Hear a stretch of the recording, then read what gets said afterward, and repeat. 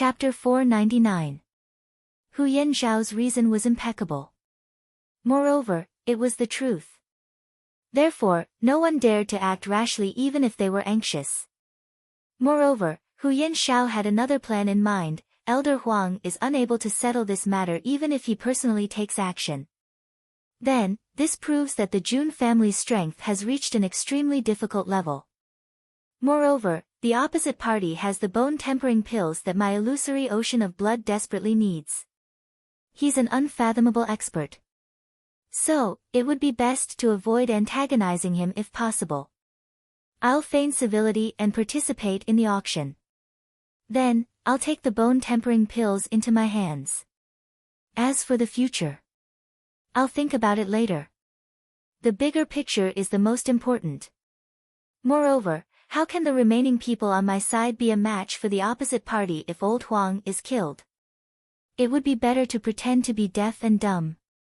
I can't take revenge even if I want to. Moreover, this old man has been taking advantage of his seniority. He has been bossy and arrogant. He hasn't even paid attention to the young lord. He should have died long ago. Damn it! Why didn't I see you act like this when you were facing other experts in the illusory ocean of blood? Do you really think that you're a big shot? Therefore, the young lord of the illusory ocean of blood was even taking pleasure in his misfortune. However, it was impossible for him to show this emotion on his face. The young lord of the illusory ocean of blood was very dissatisfied with the fact that they had delayed so many things for the sake of the trivial Huang family. Was the Huang family worthy of the illusory ocean of blood's attention?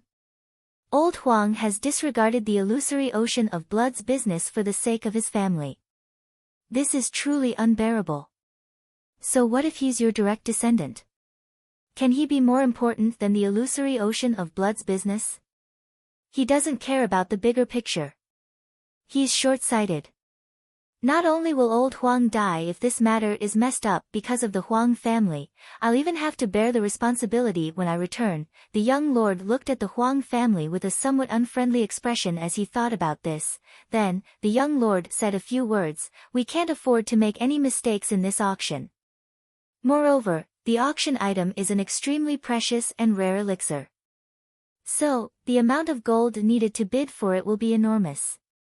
Lord Huang, how much gold can your esteemed family take out? In my opinion, we should sell off all our properties and raise the gold. If there isn't enough gold, won't we be messing things up? It's one thing to mess up the Blood Sea clan's matter, but if this affects the outcome of the war, we'll be messing up the future of the entire world and the countless lives in the world. I believe that the Huang clan won't be able to bear this responsibility, right? When the Huang family's patriarch, Huang Jun, heard this, his nose almost went crooked from anger. For a moment, he was dumbfounded. His stomach was full of bitterness, but he couldn't say anything. Why didn't you say this when the old ancestor was here? Now that old ancestor had only gone out for a little longer, it was not confirmed whether something had happened to her or whether she had really died. Yet, this so-called young sect master actually turned his back on them. Previously, you thought that you could rob it by force, so you didn't take the auction seriously. Now that you see that the other party's power is strong, you don't have the confidence to rob it by force, so you want us to sell our family's assets to gather gold for you? What you want to auction is obviously your illusory ocean of blood's business. What does it have to do with our Huang clan? How can our small family afford the expenses of your illusory ocean of blood? What does it have to do with the common people in the world even if we are willing to work for your Blood Sea? Do you really think that you're the saviors of the world? Moreover, why would our Huang clan be responsible for the future of the common people in the world if we can't buy it? We wouldn't have fallen to such a situation today if we had the qualifications to manage the common people in the world, right? He hesitated for a long time. But, he finally didn't dare to refuse directly. So, he stammered and said, May I ask the young sect master, how will the matter of the three big clans be settled? How will the matter of the three big clans be settled? The Huang clan master's question is strange. Hu Yanzhao smiled in a cultured and refined manner. It is said that a man must bear the consequences of his own actions. This matter is your Huang clan's matter from the beginning to the end. Our group of people are only passing friends. So, how can it be convenient for us to express our opinions? This young sect master feels that I've done enough as a friend. In fact, this sect master didn't forbid old Huang from breaking the sect's prohibition to participate in worldly disputes. That's because old Huang is from the Huang clan. So, it's reasonable for him to work for the Huang clan. But, the others may not. Huang clan master, the rise of any clan will ultimately depend on its own strength and heritage. What will happen next time even if we make an exception for you this time? Therefore, the Huang clan master needs to show his boldness in this turbulent situation. It's inconvenient for the people of our illusory ocean of blood to participate in this matter. After all, it's difficult for us to have any relationship with your esteemed family. I've mentioned that we need the Huang clan master to generously raise gold for the sake of the common people of the entire continent. But, it's not for the sake of the Blood Seas matter. Has the Huang clan master misunderstood something? Naturally, the Huang clan will stand proudly in the martial arts world if the Huang clan master can rise to the occasion and annihilate the three big clans in one fell swoop. Then, the Huang clan will look down upon the entire world of martial arts from then on. And, this will truly be a legend. The Huang clan was dumbstruck. So, you want my clan to fork out the money? And, you don't even care about my clan's life? What logic is this? Is this the logic of the people from the three holy lands? What do you mean by looking down upon the world of martial arts? Huang Jun didn't even think about it. His mind was filled with only two words at the moment: it's over. Wipe out the three big clans in one fell swoop. That's easier said than done. How many forces in the entire world can wipe out the three big clans? Only the three holy lands and the Silver Blizzard City can be considered. Moreover, it must be the three big clans of the past. However, the Jun family's strength is unfathomable. In fact, even the young lord of the illusory ocean of blood is terrified of them. As for our Huang family, we can't afford to provoke even half of the strength of any of the three big clans. You've come here and incited us to fight to the death with the three big clans. You've shouted your heroic words, and created a situation where we'll fight to the death. The entire world is waiting to watch a good show, but you've suddenly become terrified when things have come to a head, and you've washed your hands of this matter. Isn't this pure swindling? You can't swindle people like this. This swindling is too extreme. Your words have consigned our Huang family to eternal damnation. Not only have you swindled us, but you've also asked us to sell all our properties for gold for your auction. And, you've even said that it concerns the future of the common people? Bah! Even a bandit wouldn't be as ruthless as you. But, it seems like the young lord's attitude: the destruction of our family is imminent if we don't comply with his demands. Huang Jun did not even doubt the possibility that this young sect master, who was speaking to him warmly, would immediately raise his butcher's knife after hearing his rejection. He was a great person who thought for the sake of the common people. Exterminating his small family to help everyone was the right thing to do. Moreover, we can curry favor with the Jun family, and get them to sell a few more bone-tempering pills to the illusory ocean of blood. Huang Jun didn't dare to make a sound as he thought this. This is like a certain island country being instigated by their backer to start a war with China. They're waiting for the lion to wake up and launch the fiercest counterattack. Then, they'll go to their backer to ask for support after they've been defeated.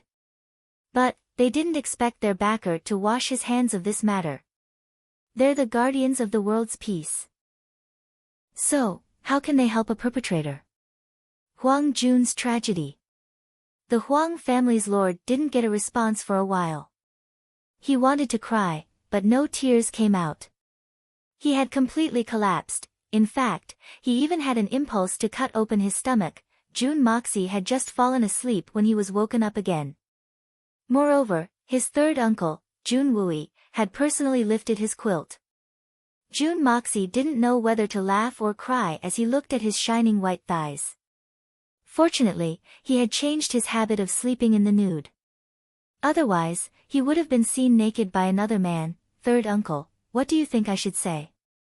It was my grandfather last time, and it's you this time. If I find a wife one day, will you also rashly rush in and lift my quilt? Don't tell me that the men of our June family like to lift another man's quilt. Are you addicted? Don't be so talkative. Quickly get up and follow me. We have serious business to attend to. Jun Wui's old face turned red as he fiercely slapped his nephew's buttocks. Jun Dashao cried out as he was slapped. He covered his buttocks and jumped up. Then, he put on his clothes with a whooshing sound. He still had a sleepy look on his face as he followed the third Master Jun out of the room. Jun Moxie saw the two people in front of him when he arrived at Jun Wui's small courtyard. He was gobsmacked, and his sleepiness disappeared in an instant. This is too unexpected, isn't it? How is this possible? How did you get here? How did you end up like this? Jun Moxie looked at the man and woman in front of him. He stared at them for a while, and then realized that they were Mu Shuetong and Han Yen Meng. However, both of their bodies were riddled with scars. Their faces were covered with dust, and their clothes were ragged. In fact, they looked even more like a beggar than a beggar.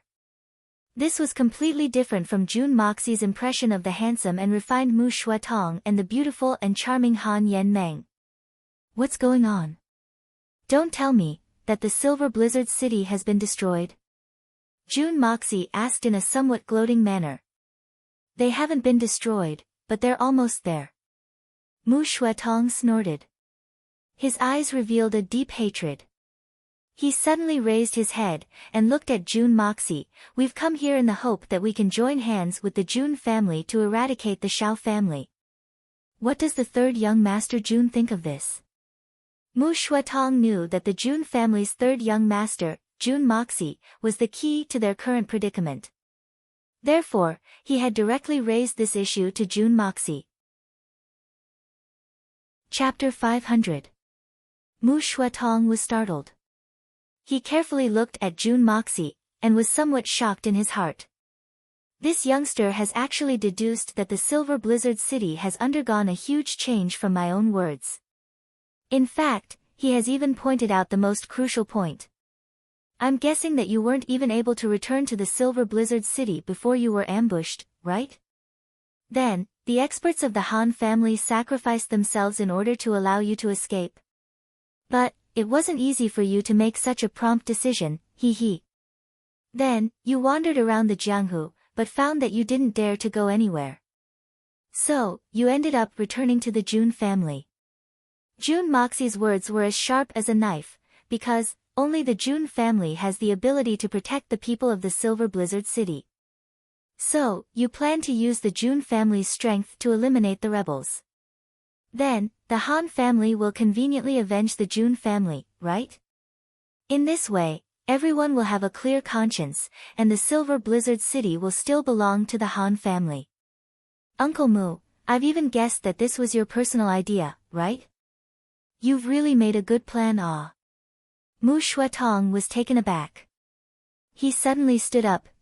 How did you guess this? As long as I see that you're here, these things are obvious. Moreover, how can you represent the Silver Blizzard City's Han family with your status? Even if you include the Silver Blizzard City's little princess Han Yen Meng, this so-called alliance is still child's play. I'm sure that you wouldn't have done this if you weren't so desperate. Jun Moxie shook his head. Mu Shuetong's complexion changed. He steadied his mind and softly said, "What else have you deduced?" Jun Moxie smiled faintly and sat down. I've deduced a lot of things. But, it's a pity that all of them are disadvantageous to the Han family. First, the Shao family is planning to rebel. In fact, they're already in the process of doing so. So, the first thing they need to control is the intelligence network. First, they need to take control of the Silver Blizzard City's intelligence network. Then, they need to slowly replace the intelligence network with their own people. This way, the Silver Blizzard City's Han family will become blind and deaf as long as the Shao family doesn't take the initiative to speak up. Only after this step is completed will the second step be to eliminate the influential people, which is to eliminate all the supporters of the Han clan. Jun Moxie smiled. So, in the past, I believe that the Han family would send out experts every once in a while. Those who were lucky would return, while those who were unlucky would stay outside forever. Any well-informed person in the pugilistic world would know about this. However, the higher-ups of the Han family in the Silver City were completely unaware of this. Because the Shao family would not let them know. After a period of time, the storm in the Jianghu will gradually die down. Then, I'll deal with a few more. I'll slowly sort things out. Then, I'll wait until I'm sure that I'll be able to force the Shao family to abdicate. But, the Han family will be able to sit back and relax during this period of time. That's because, on the surface, the Shao family will appear to be doing their best. In fact, the Han family may even be sincerely grateful to the Shao family. They may even think that the Shao family is a loyal official who has worked so hard for the Silver Blizzard City. They may even think that the Shao family is very reliable. Then, they'll give more and more power to the Shao family because of their ancestral teachings, guilt, and... In any case, they'll give more and more power to the Shao family, until they've completely emptied themselves out, and become a bunch of fools, ready to be slaughtered. Jun Moxie smiled, am I right? Mu Shuatong took a deep breath. Then, he looked at Jun Moxie, yes. You're absolutely right. How did you come to this conclusion? Do I need a reason for this? I would have done it this way if I wanted to manipulate this matter. Jun Moxie smiled. His eyes were full of ridicule. You've been living in the great snowy mountains for too long. You've become accustomed to living like princes. You've forgotten about the ways of the world. For example, I've exposed the Shao family's conspiracy in front of an army of 10,000 men. Then, I've cruelly abused Shao Han, killed Shao Buyu, and maimed an elder of the Shao family. The Silver Blizzard City would have taken appropriate action if it were still under the control of the Han family. First, they would have placed the Shao family under house arrest. Second, they would have sent a large number of experts to escort you back. Then, they would have confronted you from 3 sides. But, you didn't receive any news from the Silver Blizzard City along the way. Why? Didn't you suspect anything? Everyone in the world knows about this. So, why didn't the Silver Blizzard City know about it? Why didn't they respond? Why is this so? Don't tell me that you've never thought about this. You've been walking towards the Silver Blizzard City. But, you don't know that you've been sending yourself to the Yellow Springs Road. You've been sending yourself into the Shao family's death trap. You don't need to say anything when I see the two of you here. I understand everything. But, I'm puzzled. You have Shen Xian and Tian Xian on your team. You're also known as high-ranking people in the martial world. So, how can you be so idiotic? Don't tell me that you didn't suspect that something was wrong. Didn't you guard against it at all? In fact, it would have taken you at most 2 days to reach the Silver Blizzard City after you had escorted them from the Southern Heaven City. So, you should have been able to determine that you would have been blocked if you hadn't received any news from the Silver Blizzard City by then. Then, you would have found a place to hide. Then, you would have sent a highly skilled expert to disguise himself and return to the Silver Blizzard City to deliver the news. But, you didn't even think of that. You walked straight into the Shao family's trap. I don't know if you're naive or stupid. Perhaps you're not stupid. But, you've been muddled by the Silver Blizzard City's past fame. So, you didn't even consider it. So, you might have naively thought that you wouldn't send the news back. Then, you'd give the Shao family a surprise attack. I have to say that you're laughably pitiful. Have you forgotten that the Silver Blizzard City's intelligence network is in the hands of those people? Jun Moxie's narration made it seem as if he had seen everything with his own eyes. In fact, it was extremely consistent with the facts. Mu Shuatong was stunned as he listened. His forehead was dripping with sweat. Jun Moxie's words were completely correct. And the truth was just like that. Mu Shuetong, the late third elder, and the fifth elder had considered the Shao family's farsighted plans. They had the ambition of wolves, and their influence was enormous. So, they needed to be eradicated as soon as possible. But, they had never thought that this tragedy could have been avoided. There would have been sacrifices. But, there wouldn't have been such a disastrous casualty. What Jun Moxie had said could have been avoided if we had thought of it in advance. Mu Shuetong sighed deeply. He finally made up his mind. Then, he raised his head and spoke in a sincere manner, yes. The Silver Blizzard City is in a precarious situation. The Shao family can't be sure when they'll launch an attack. Only the little princess and I were able to escape from our group of more than a dozen people. So, we've come to ask for help from the Jun family. Regardless of whether or not we have the qualifications to negotiate or form an alliance, I still hope that the Jun family will help us since our enemy is the Shao family. He took a deep breath and continued, the Jun family's enemy is the Shao family. But, the Han family has no enmity with the Jun family. In fact, the Shao family would have exterminated the Jun family in the past.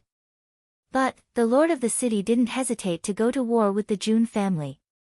From this point of view, the Jun family is indebted to the Han family of the Silver Blizzard City.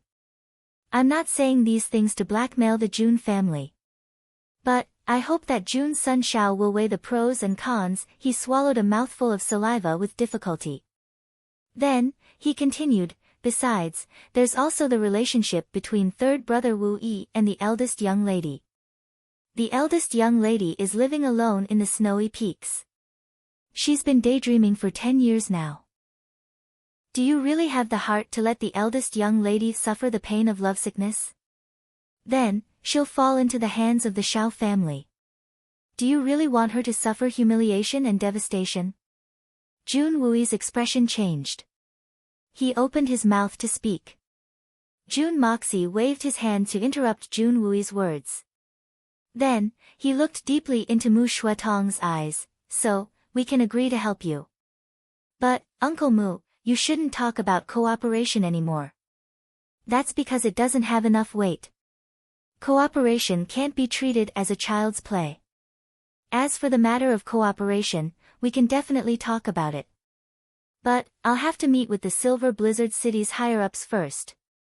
Dealing with the Shao family is certainly our Jun family's wish. But, they can't do much harm to our Jun family. But, what about the other way around? This matter involves the Han family's 1,000-year foundation. So, the Shao family must show their sincerity if they truly wish to cooperate with us. Our Jun family has the right to take revenge. And, we also have the strength to do so. But, we don't have any obligation to work for the Han family. Human feelings are human feelings. Reason is reason. But, reality is reality. I hope that Uncle Mu can understand this. Mu Shuetong sighed in relief, of course. I believe that the lord of the city will never treat the Jun family unfairly. So, you can rest assured about this. Jun Moxie smiled. But, he didn't say anything else. Jun Moxie was such a person. Yes, I wish to do something. But, I must do it willingly when I feel that the time is right. Then, I'll do it. Moreover, my purpose is very simple. It's only for my own hatred. Or perhaps, it's for my own wishes. But, I'm sorry, but I'll have to show my sincerity if there are other benefits mixed in. I don't have any obligation to be worthy of myself and others. I only seek to be worthy of myself, and have a clear conscience. That's all. That's all. I'll still do it if the Han family can't come up with sufficient conditions to tempt me. But, I'll only do it after the Han family and the Shao family have mutually wounded each other. That way, I'm sure that it'll be a lot easier and more advantageous. It must be known that the Shao family is still in the dark about the Han family's plans. And, the Jun family will have to bear the brunt of all the pressure if they rush in rashly. In fact, they may even end up being attacked by the Han family. The risk is too great. So, it's not worth it. On the other hand, the situation will be completely clear if we wait until the two families are done fighting each other. Moreover, we'll only be dealing with the Xiao family. After all, the Xiao family's strength has been greatly damaged. Jun Moxie understood this. Jun Wui also understood this. Even Mu Shuetong was well aware of this. Therefore, Jun Moxie's words, "We can agree to help you. But, we can't say that we're cooperating with you," were very understandable. Moreover, he was very grateful for Jun Moxie's concession. Chapter 501. Jun Moxie had made such a concession only because of Jun Wui's face. In other words, it was for the sake of the beautiful woman who had sacrificed her life for the sake of the Jun family. Han Yen Yao. Otherwise, the Jun family wouldn't have cared about the Xiao family and the Han family since they were still part of the Silver Blizzard City. Would the Jun family have gone to such lengths if the Han family hadn't encouraged the Xiao family's arrogance? Do you think you're great for suppressing the Xiao family? I owe you a favor. Bah! What were you doing earlier? Did you suppress the Jun family after they were all dead? Didn't you want to let the Xiao family vent their anger first? But how will the Xiao family vent their anger? Won't we have to pay for it with the lives of our Jun family's people?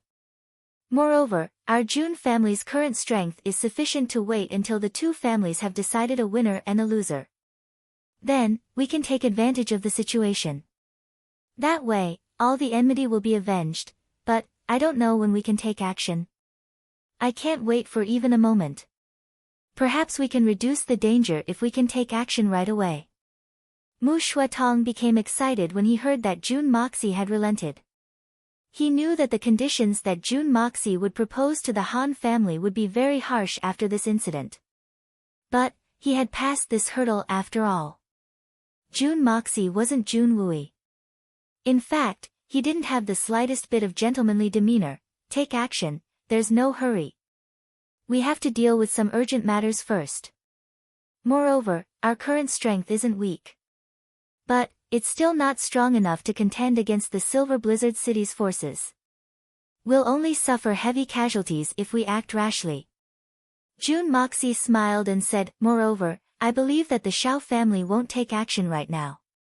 So, we still have time. Why won't the Xiao family take action?" Mu Shuetong was puzzled. Even Jun Wui was somewhat puzzled. Don't forget that we have just crippled 4 experts of Xin Xian's level on the Xiao clan's side. Their strength must have suffered a considerable loss. Furthermore, although the Xiao clan was able to annihilate the group of people who returned, they must have paid a considerable price. These losses and losses need to be replenished. The reason why the Xiao family is rebelling is because they want to become the new master of the Silver Blizzard City. They want to inherit the glory of the Silver Blizzard City. So, even if they win, it will only be a Pyrrhic victory. Then, the final result would only benefit others. Therefore, without absolute certainty, the Xiao clan would definitely not make a move. If it wasn't for that, they could have let you go back to the mountain to gather and kill you. Why would they bother to kill you halfway? Jun Moxie analyzed calmly, so, the Xiao family is definitely not ready yet. To the Han family, this incident was an unexpected one. To the Xiao family, wasn't it the same? You will definitely be at a loss, but I believe that the Xiao family will be even more vexed. Therefore, we don't need to be too anxious. We can calmly prepare, and relax the vigilance of the Xiao family. Then, we will strike like a thunderbolt when the time comes. We will consign the Xiao family to eternal damnation, and get rid of any future troubles. Mu Shuetong nodded heavily. He felt a lot more relaxed in his heart. In many matters, the onlooker sees the game more clearly than the onlooker. Jun Moxie's words had revealed the truth. But, he had realized that the present situation was indeed very bad. But, it was far from being as bad as he had imagined. He turned around, and saw that the little girl Han Yen Meng had already fallen asleep on the chair. This bumpy and arduous journey had been very frightening. And, this little girl hadn't been able to bear it. But, she had reluctantly heard that Jun Moxie and his nephew had agreed to help. So, her mind had relaxed. She had wanted to say something, but she was too sleepy to open her mouth. So, she had fallen asleep. Mu Shuatong carefully placed her on the bed. Then, he looked at her sleeping face, and spoke up tenderly, "The little princess has suffered a lot during this journey. She hasn't uttered a single word. She has accompanied me to this day." It's really, Jun Moxie couldn't help but sigh. He had been chased to this point in his previous life. So, he had a deep understanding of this feeling. He had undergone the harshest training at that time. But, this little girl hadn't experienced what he had gone through. But, she had still managed to persevere. Mu Shuatong had been by her side all along. But, it hadn't been easy for her. What I need to know is the exact strength of the Silver Blizzard City's Han family. And, I also need to know who those hidden experts are. In fact, the experts who have entered the 3 Holy Lands over the past generations, are also from the Shao family. Jun Moxie sorted out his thoughts, and raised this question. Know thyself and know thy enemy. Only then can one emerge victorious. We must fight. So, we mustn't neglect any factor that might affect the outcome of the battle. This was because the slightest negligence could lead to the defeat of the entire situation. The Huang family's Huang Taiyang is a very good example of this. He had barged in with his head covered. But, he had ended up with a superior supreme expert dying with a grudge. Therefore, Jun Moxie's plan was to resolve all possible threats in advance. But, he had to take these factors into consideration before the battle even if he couldn't resolve all of them. So, he could ensure that the Shao family would be defeated in one fell swoop. And, he was afraid that nobody would be able to bear the consequences if there was any oversight. The Han family has Tian Xian at present. Mu Shuatong hadn't finished speaking when he was interrupted by Jun Moxie. There's no need to consider Tian Xian at present. Only the experts above Shen Xian have the ability to influence the outcome of the battle. Only those above Shen Xian have the ability to influence the outcome of the battle. I know. The Silver Blizzard City's Han family has a total of 9 people under Elder Shen Xian at present. In addition, there are 3 law enforcement hall's elders. They're also subordinates of the Han family. And, each of them has a cultivation of 3rd grade Shen Xian. Mu Shuatong smiled bitterly and said, "These are the remaining people after we've deducted our losses this time." Moreover, the city lord, Han Zhanmeng, and his wife are both at the same level of strength as Shen Xian. The city lord has reached 4th grade Shen Xian, and his wife is at 1st grade Shen Xian. Moreover, there are 4 elders of the Han family who have gone into closed-door training on the snowy peaks. They haven't come out for many years. So, nobody knows where they are. As for the old city lord, Han Feng Shui, he has been in closed-door training for 20 years. And, he hasn't shown his face since then. So, I don't know whether the previous generations have entered the 3 Holy Lands or not. Jun Moxie's expression became heavy after he silently calculated for a moment.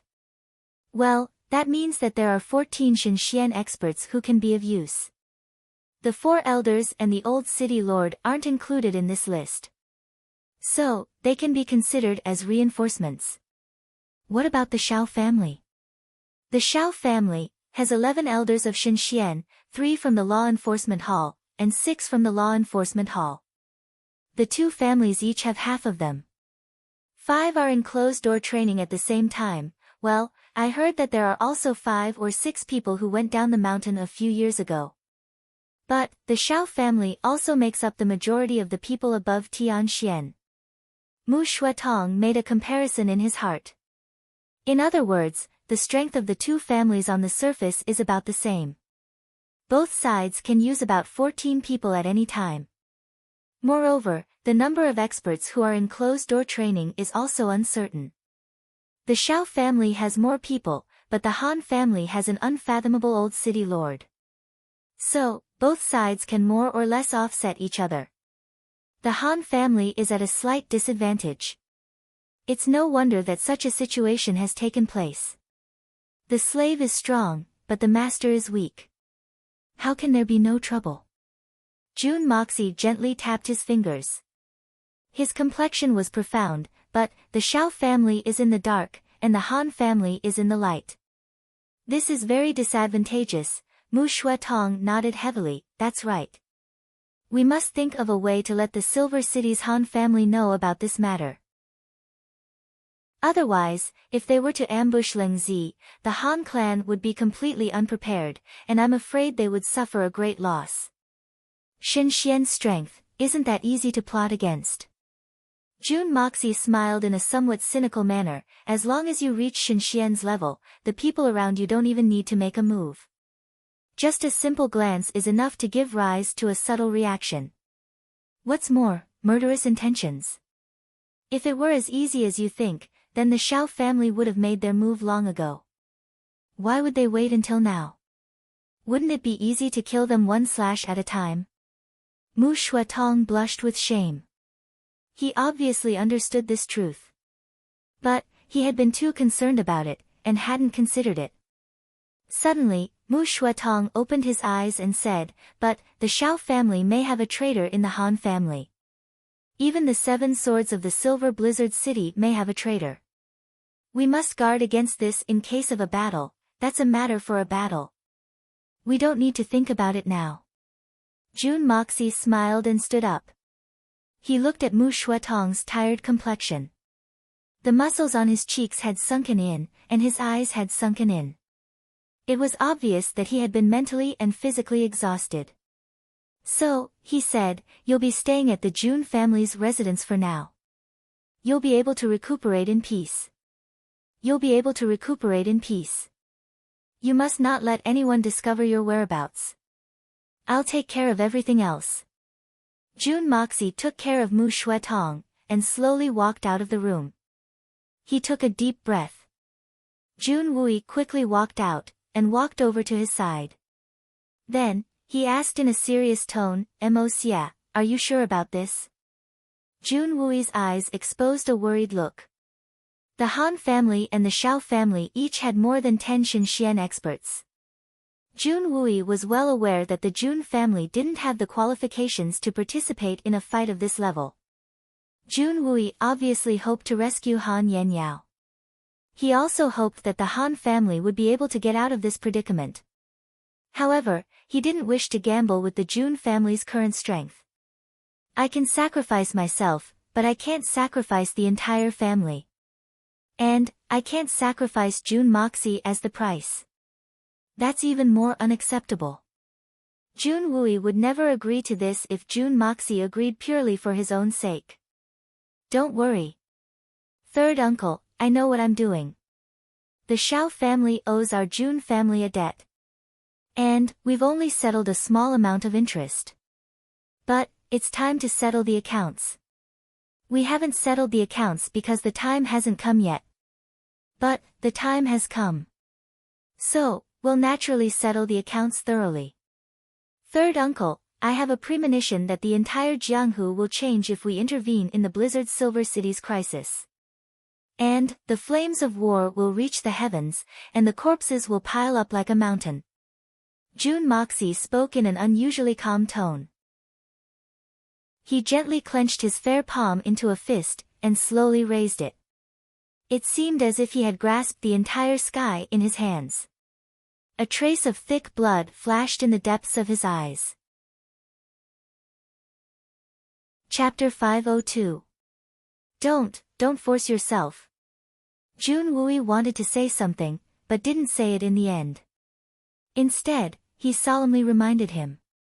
If the Jun family suffers another loss because of me, then I'd rather not take revenge, even if it's a small loss. Jun Wui's deep eyes revealed a deep emotion as he looked at the Jun family's courtyard that was shrouded in darkness. Only those who have lost their family will truly understand the value of their family. Losing them is the biggest regret of all.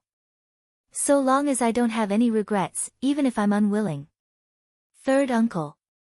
June Moxie's face became serious. Do you feel that the Xiao family is venting their anger on the June family because they want to retaliate against you? The Huanghua Hall has done so many immoral things, and has led to the separation of many families. So many children have been abused, and have become neither human nor ghost. Do you feel that all of this is because of you? None of this would have happened if it weren't for you. So, you're under a lot of pressure right now, aren't you? Jun Wui suddenly turned around. His tall figure seemed even more lonely in the darkness of the night.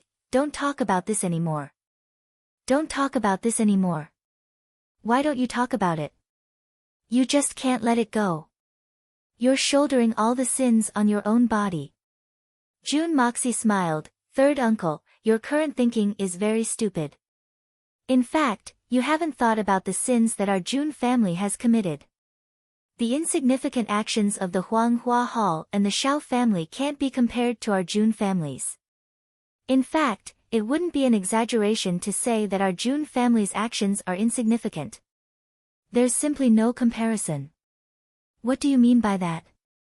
Mos, yeah, I know that you think highly of yourself. You've always looked askance at the world's heroes. You often speak rude words. This is your nature, and it's not a big deal. But, you're a direct descendant of the Jun family. So, how can you say such things about your own family? Jun Wui frowned. Did I say anything wrong? But, you, grandfather, and everyone else in the Jun family didn't take it seriously. Or, they weren't willing to take it seriously. In fact, they didn't dare to take it seriously. From the moment his grandfather put on his battle robe, he led his army to victory in every battle. How could the number of people who died under his grandfather's iron hooves be few? I believe there are at least 1 million of them, right? Jun Moxie's calmness was somewhat cruel as he slowly said, Father, second uncle, elder brothers, and third uncle have fought on the battlefield. It can be said that over the years, the number of soldiers who have died because of our Jun family, whether they were our enemies or ourselves, is no less than 10 million. I wonder if you've ever considered this. Jun Wui glared at him and said, what kind of crooked way is this? The Jun family bathed in blood on the battlefield for the sake of the Tianxiang Empire. And for the sake of the people of Tianxiang. Sacrifice on the battlefield was unavoidable, and it was the most ideal ending for a soldier. How can this be compared to the selfish interests of the Xiao family? Are they really not comparable? Soldiers were naturally willing to sacrifice their lives for the country, so there was no need to return with their dead bodies on the battlefield. But, what about the families of soldiers? What about the children of soldiers? Do they have to follow their fathers who died as heroes on the battlefield? Do they have to bear the endless bitter consequences of their father's death? Do they have to sell their bodies as slaves or prostitutes? Jun Moxie sneered. Over the years, the number of soldiers who have died because of the Jun family has reached 10 million. Then, it's possible that more than 10 million families have been torn apart. Isn't that right? How many sins should our Jun family bear if that's the case? How many orphans and widows have been bullied because of the Jun family? How many daughters of good families have been forced into brothels because of the Jun family's military prowess? As third uncle said, there is a fundamental difference between our Jun family and the Xiao family. The Xiao family did it because of hatred, while the Jun family did it because of righteousness. This difference in essence was the only difference. However, regardless of whether it was hatred or righteousness, the consequences of both were equally cruel and bloody. This is something that no one can deny or deny.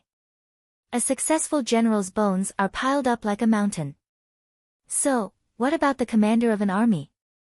Jun Moxie said bitterly, so, it doesn't matter whether you care about this matter or not. It already exists.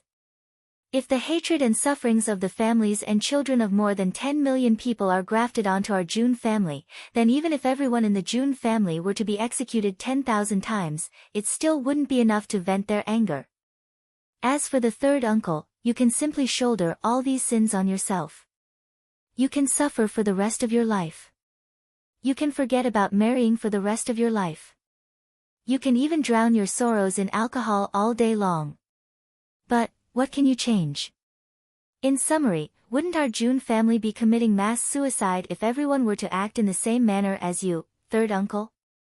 Otherwise, how will we face the souls of those tens of millions of people? June Moxie sneered, in any case, it's a sin. You can shoulder the sins of the Shao family on yourself. So, can't you also shoulder the souls of those who died in the battlefield? Especially those tens of millions of orphans and widows. Isn't this a bloody fact? Don't say any more. Don't say any more. Jun Wui's entire body was drenched in cold sweat. He staggered a step, and then steadied himself. I've said this much. Third uncle, you can think about it yourself. If third uncle insists on shouldering this responsibility, then it's up to you. You're the current head of the Jun family. So, you know better than anyone else what kind of burden you have to shoulder. So, who do you think should bear this responsibility? But, the first person you'll have to bear this responsibility is the Jun family. You.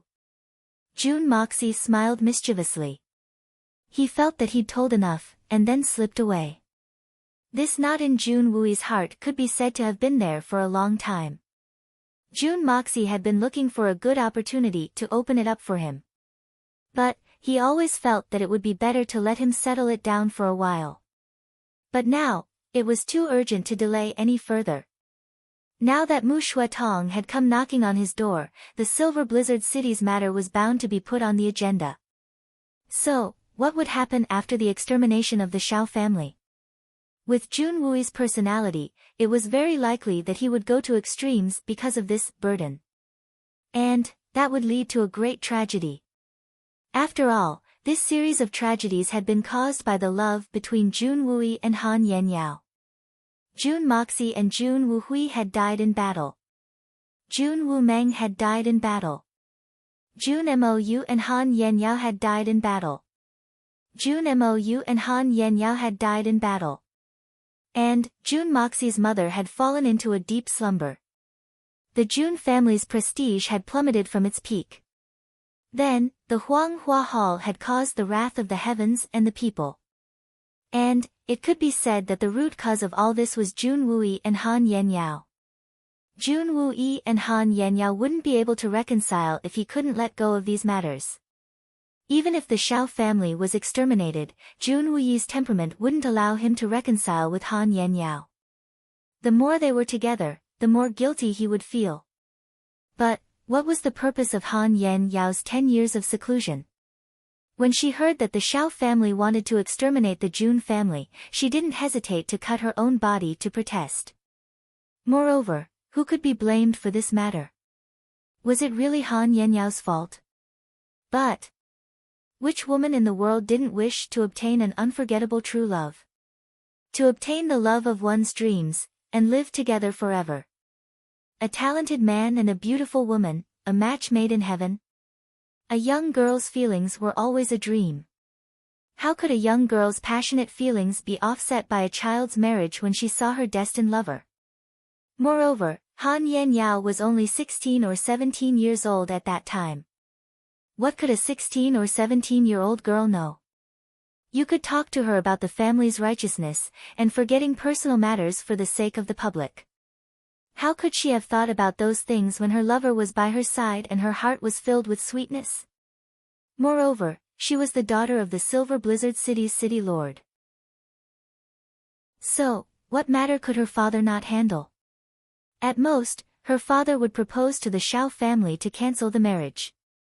And, the Shao family wouldn't disagree. In fact, they wouldn't even dare to disagree. Blame Jun Wui? That's even more ridiculous. Jun Wui didn't know about Han Yen Meng's background at that time. He only thought that she was the daughter of some rich and powerful family. But, Jun Wui naturally didn't have any misgivings. After all, Jun Wui's monstrous power in Tianxiang at that time wasn't worthy of any rich and powerful girl. It could even be said that there were too many families that weren't worthy of Jun Wui at that time. But, There was absolutely no family that Jun Wui wasn't worthy of. But, by the time Jun Wui found out about Han Yen Yao's true identity, the Xiao family had already come knocking on his door. Everything was already irreversible. Then, the two of them were separated by thousands of miles. One was in Tianxiang, and the other was in the snowy mountains. But, the Xiao family's revenge came directly. It came abnormally fast and abnormally unexpected. One tragedy after another happened. This caused the all-powerful blood general, Jun Wui, to sink into a swamp of guilt. And, he couldn't extricate himself from it. He had fallen into a passive trap. Or, was Xiao Han wrong? From a certain point of view, he wasn't wrong.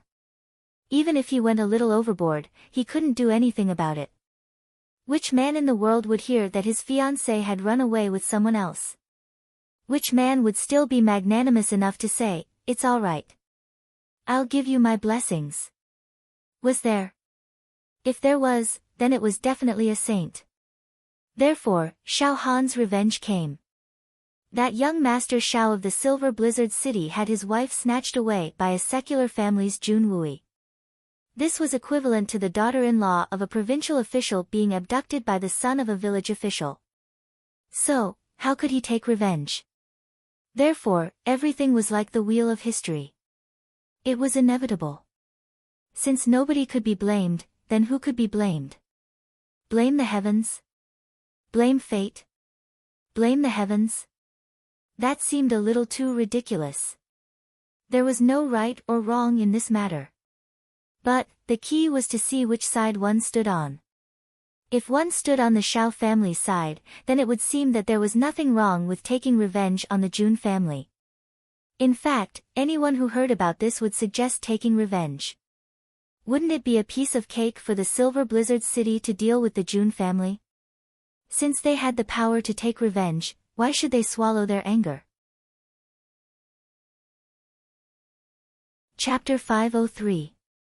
To be honest, Jun Moxie felt that if he were Xiao Han, he would have chosen to completely exterminate the Jun family.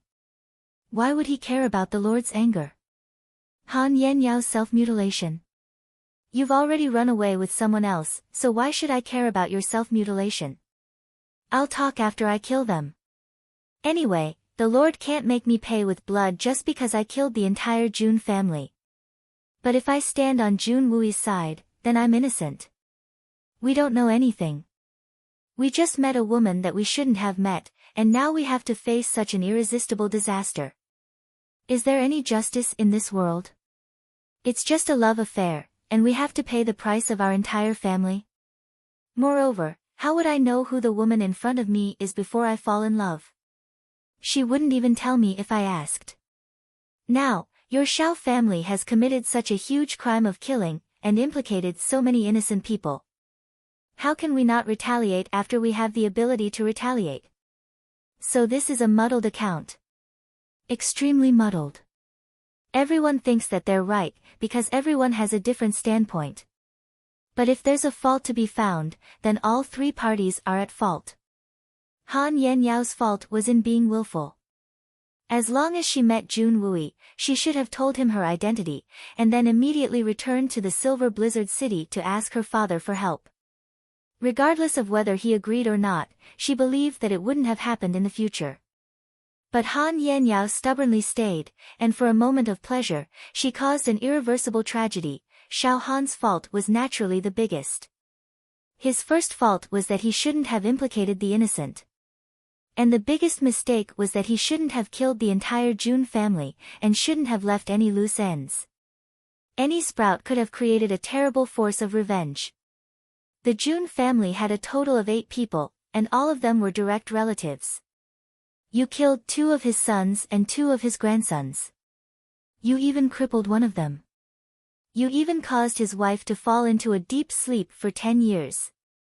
The entire family fell apart, leaving behind an old man and an unbearable debauchee. This kind of hatred was no longer irreconcilable. It was a blood feud that must be avenged for generations to come. They would never be able to understand each other, and there was no possibility for them to dissolve. The Han family and the Shao family were able to establish the Silver Blizzard City. So, why couldn't the Jun family become a superpower in the future? Therefore, the current Shao family was tantamount to eating the bitter fruit of their own making. Naturally, all three parties were swallowing the bitter fruit. They brewed it themselves. Of course, there were many other factors involved in this so-called bitter fruit of three parties. For example, the Tianxiang imperial family. If the Tianxiang imperial family hadn't wanted to borrow the strength of the Shao family to completely destroy the Jun family's influence in the military, the Shao family wouldn't have been able to succeed so easily. Of the 5 generals of the Jun family, 4 died and 1 was crippled. Although this matter was in line with the wishes of the Tianxiang imperial family, it also led to an irreconcilable enmity with the Jun family. However, this matter wasn't clear. Although Grandpa Jun had guessed it, he was still unwilling to face this matter directly. On the other hand, Jun Moxie had taken this matter to heart. However, he didn't have any conclusive evidence. Jun Dashao was very clear that he couldn't make a move before he obtained indisputable evidence. Because if he were to make a move, the first person he would have to face would be his grandfather, Jun Zhantian. Another major factor was the Shao family's desire to usurp the throne of the Silver Blizzard City for a long time. Their plan included 2 major strategies: seizing power by force, and peaceful evolution. The so-called peaceful evolution was to plot against all the males of the Han family. This would lead to the extinction of their heirs. Then, their own descendants would marry the daughters of the Han family. This was evident from the fact that Xiao Han and Xiao Fengwu wanted to marry the 2 sisters, Han Yenyao. Their plan was on the verge of success. However, Jun Wui's unexpected intervention had turned the Xiao family's plans into bubbles. How could they not hate the Jun family? How could they not destroy the Jun family? This was also the main reason why the elders of the Xiao family didn't hesitate to use their strength to bully the weak. However, the Dongfang family's intervention had caused the Shao family's manpower to suffer great losses. Therefore, their plan to seize power by force had come to an end. Therefore, they had been given 10 years of buffer time. Moreover, the Han family's other daughter, Han Yenmeng, had also grown up during these 10 years. Therefore, the opportunity for the peaceful evolution plan had reappeared. However, it was a pity that the Heaven's plans had failed. The 3rd elder, the 5th elder, and the rest of the Han family's elders had come to realize that their old brothers had such wolf-like ambitions. Therefore, their second peaceful evolution plan had failed. Moreover, their own plans to usurp the throne had become a secret. Therefore, they had no choice but to take the risk and assassinate the Jun family. And, all of this was because of the Jun family. The Shao family's previous plan had been quite successful. So, the Han family's upper echelons hadn't been kept in the dark. Moreover, only Mu Shuatong and Han Yenmeng had been lucky enough to escape. Jun Wui and Han Yenyao had been the victims of the Shao family's lust for power. They had been the victims of the Shao family's lust for power. Jun Moxie had only heard of her name. However, he had never seen her in person. But, he had roughly understood the temperament of his 3rd aunt, Han Yenyao. She was a woman who dared to take responsibility for her actions. Moreover, she was a reckless and special woman. Otherwise, she wouldn't have done such a thing. If Jun Wu-yi were to do something that would make the other party sad, then it wouldn't be surprising if he were to take a sword and slit his own throat. I've waited for you for so many years. I didn't hesitate to sacrifice my life for you. I didn't hesitate to go against the family's wishes. I've been thinking about you all this time. Now that the dust has finally settled, and I'm finally able to see you again, I've thought that everything will be harmonious in the future. But, you've said, we can't be together because of guilt. What kind of bullshit is this? Everyone knows that you're upset. But, don't tell me that I'm not.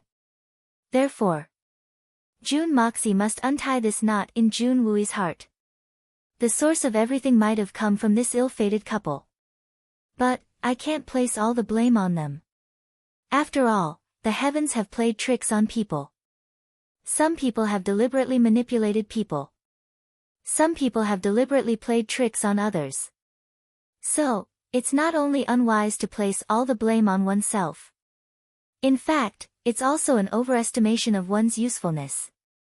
And, it's a very unjust way of thinking. The Silver City's matters might have been settled, but Jun Wui still can't adjust himself. Then, another tragedy would have been waiting for Jun Wui. The timing isn't suitable tonight. But, Jun Moxie has no other choice. Many things have become clear after Mu Shuetong and Han Yen Meng's request for help. So, it's bound to be difficult for Jun Wui's heart to calm down. He couldn't help but think about killing the Shao family, and rescuing Han Yen Yao. However, he would have entered a dead end if he hadn't untied this knot in his heart. He would have easily made the wrong decision if he was full of guilt and atonement. Therefore, Jun Moxie had to dispel this thought before it arose in his mind. Otherwise, even 9 oxen wouldn't be able to pull Jun Wui's mind once he had decided on something with his temperament. Not to mention the fact that Jun Moxie was a junior. Even the old man himself wouldn't be able to help him. Therefore, tonight isn't the most suitable time. But, it's the last chance. Only medicine can cure a heart's disease. Only strong medicine can be used to treat such a heart's disease. Jun Wui feels guilty. So, I'll make his guilt rise to the highest level. I'll tell him that the glorious achievements you've made in the past are nothing but sins. You've already committed countless sins. In fact, your entire family has committed uncountable sins. If you can get over it, you'll get over it. If you can't, then just feel guilty. If he still doesn't wake up, then Jun Moxie can't do anything about it.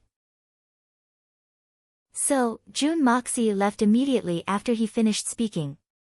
Because Jun Wui needs to calm down and think carefully. Think clearly. Actually, all the glory and wealth in the world, the high position and generous salary, and even the eternal fame and reputation in the history books are all built on the foundation of sin. Nobles and generals are like this. It's even more so for the emperor. A country's peace and prosperity is built on another country's miserable and sorrowful foundation. Peace always comes after war. Even in business, there will be competitors who cheat each other. Shrimps eat the seaweed. Small fish eat shrimps. Big fish eat small fish. Finally, there's the scary shark. Only when there are so many business failures, suicides, degenerates, and those who have lost their family fortune, fighting against each other, scheming against each other, fighting against each other, and annexing each other, will the final winner be a tycoon whose wealth can rival a country. Moreover, this is far from the end. After this business battle, the next battle is likely to be brewing. This tycoon whose wealth can rival a country could become a sacrifice in the next battle at any time. This logic is very simple. If there are no pickpockets wreaking havoc, how can there be anti-pickpocket celebrities? If criminals are not arrested, how can the reputation of the wise police be established? If corrupt officials are not running amok, how can they show their integrity? How many rabbits does a tiger eat from a young to an old age? Are rabbits guilty? Should the tiger fill its stomach? The weak are prey to the strong. The strong are respected. Everything in the world is the same. This is the logic. If you understand it, you understand it. If you don't understand it, you don't understand it. There are always two sides to everything. Everyone has their own personal standpoints. For example, if you read a book from the perspective of the main character, then the main character is right. Moreover, it will be very enjoyable. However, if you stand on the opposite side of the main character and think that they are doing the right thing, then you will not be reading a book to seek happiness. Instead, you will be looking for abuse. I would like to dedicate this sentence to those people who had been praising Xiao Han as a real man. Jun Moxie and Jun Dashao were admonishing each other. Then, they patted their buttocks and went to sleep. However, Jun Wui stood in the courtyard in a daze for the whole night. The sky was bright. Jun Wui was covered in dew. His head was covered in white frost. His eyes were perplexed. He was frowning. It seemed as if he was thinking hard about something. However, his body was still standing there, not moving an inch. The moon had set, and the sky was gradually getting brighter. The servants of the June residence had gotten up one after another to get busy. They came and went. However, when they saw the third master standing there in dew, no one dared to ask anything. Instead, they tiptoed and quickly slipped away. The sun gradually rose. A ray of golden sunlight pierced through the dense fog and shot into the courtyard. It flashed in front of Jun Wui's eyes. Ha ha ha. Jun Wui suddenly laughed crazily. He laughed so hard that tears flowed out of his eyes. He squatted down, and pounded the ground with his hands. He couldn't stop laughing. He laughed crazily and wantonly. His usually indifferent face had turned bright red. He laughed so hard that his whole body trembled.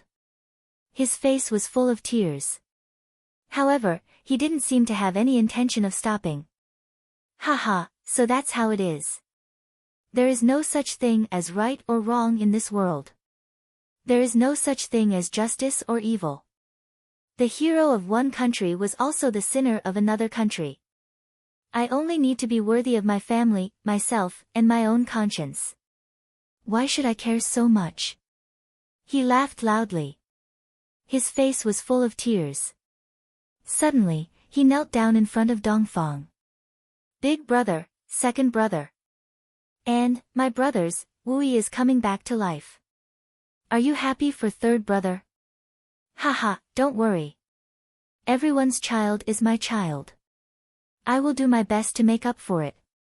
I will do my best to do something.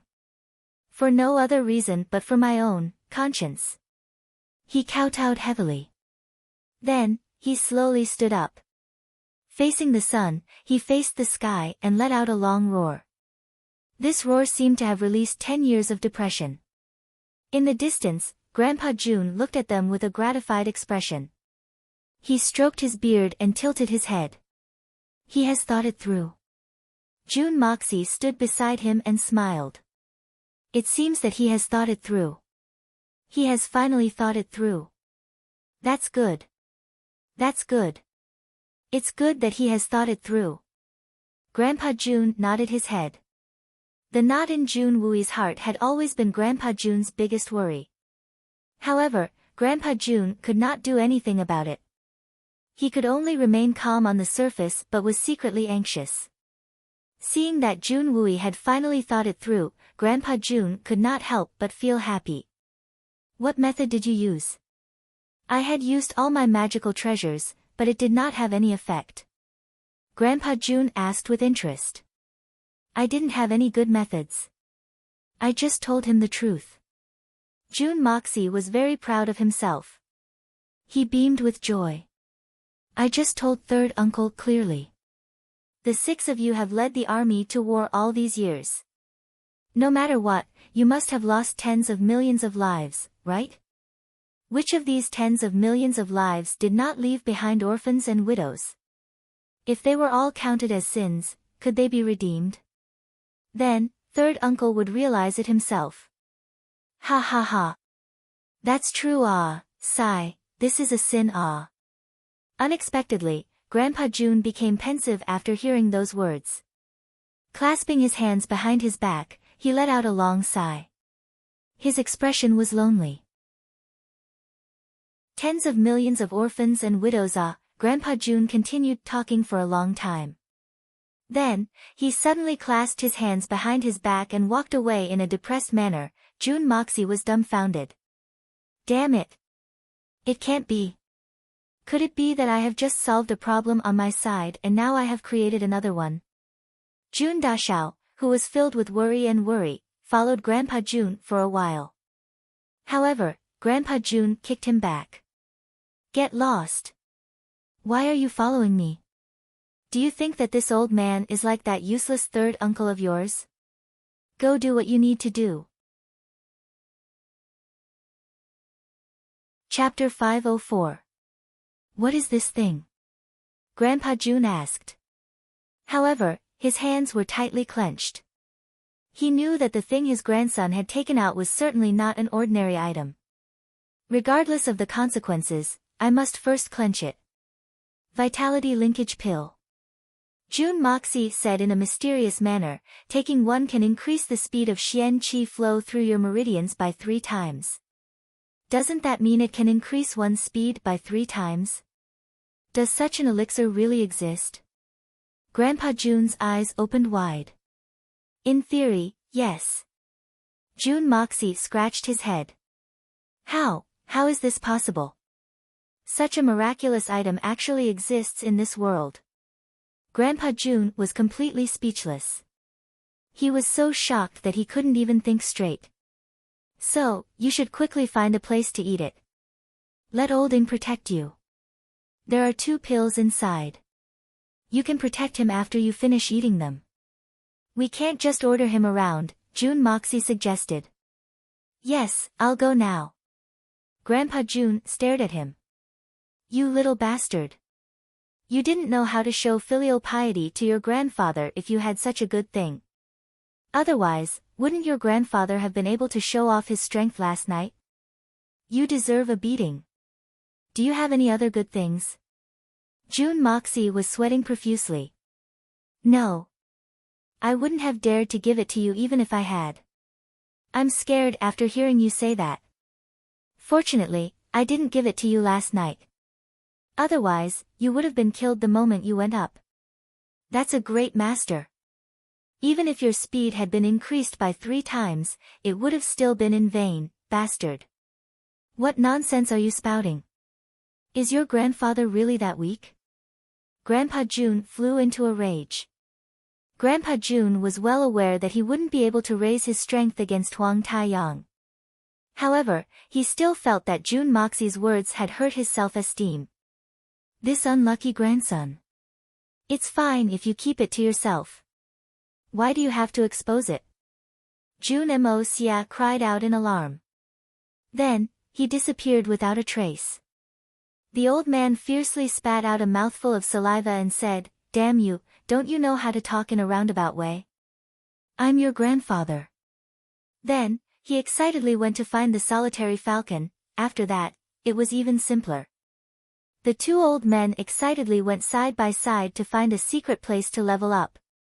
The illusory blood seed didn't come knocking on his door for a few days. The Blizzard Silver City also didn't come knocking. Tian Xiang's imperial family also didn't make any movements. June Moxie was happy to see that the storm had died down for the time being. So, he continued to immerse himself in hard work. His favorite thing to do was to flirt with beautiful women, but he didn't have time to do it these few days. Instead, he directly caused himself to be in a daze. During this period, the people from the magnificent Jewel Hall came to visit several times, but Mu Shuetong and Han Yen Meng were well hidden by the June family, so they couldn't find anything. So, they had no choice but to leave. After all, the June family was no longer the same as before. How could they dare to act rashly? Princess Raimu also came to visit Yi Guhan several times, but she didn't see June Moxie. However, she heard from Guan Qinghan afterwards that Princess Raimu had lost a lot of weight recently. She was also a lot quieter, and her face was full of worries. She was very different from before. Originally, she was very close to Dugu Xiaoyi and Sun Xiaomei, but she didn't know why she wasn't close to these 2 women anymore. June Moxie listened to this and frowned. But he didn't take it too seriously and went back to work. Dugu Xiaoyi naturally didn't stop running to the June family's side. The little girl's eyes were wide open, and she would run over to Guan Qinghan's side. She would ask questions in 3 to 5 sentences, and then turn to that aspect. For example, did you cook yesterday? And so on. This made Guan Qinghan's face turn red every time. She didn't know whether to laugh or cry. It could be seen that the little girl hadn't given up on her evil intentions. She was still looking for an opportunity to cook. Jun Wui's state of mind was suddenly enlightened.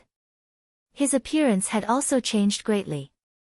He had been particularly active these days, and had personally taken charge of the Jun family's affairs. He had distributed the list of names that he had prepared beforehand, and had concentrated on preparing for the adoption of a daughter.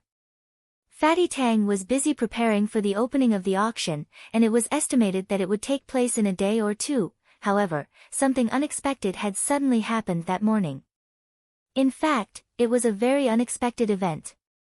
This matter had attracted the attention of all the major families in the capital.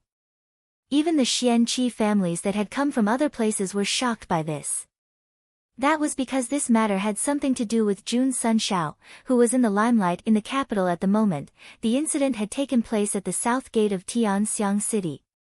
And the person involved was the second prince's successor, Qingda Xiao, Qingda Xiao. It wouldn't have been a big deal if that were the case. But, the worst part was that this matter had dragged the second prince into it. The news that someone from the southern Heaven City had brought a large number of elixirs to Tianxiang wasn't a secret anymore.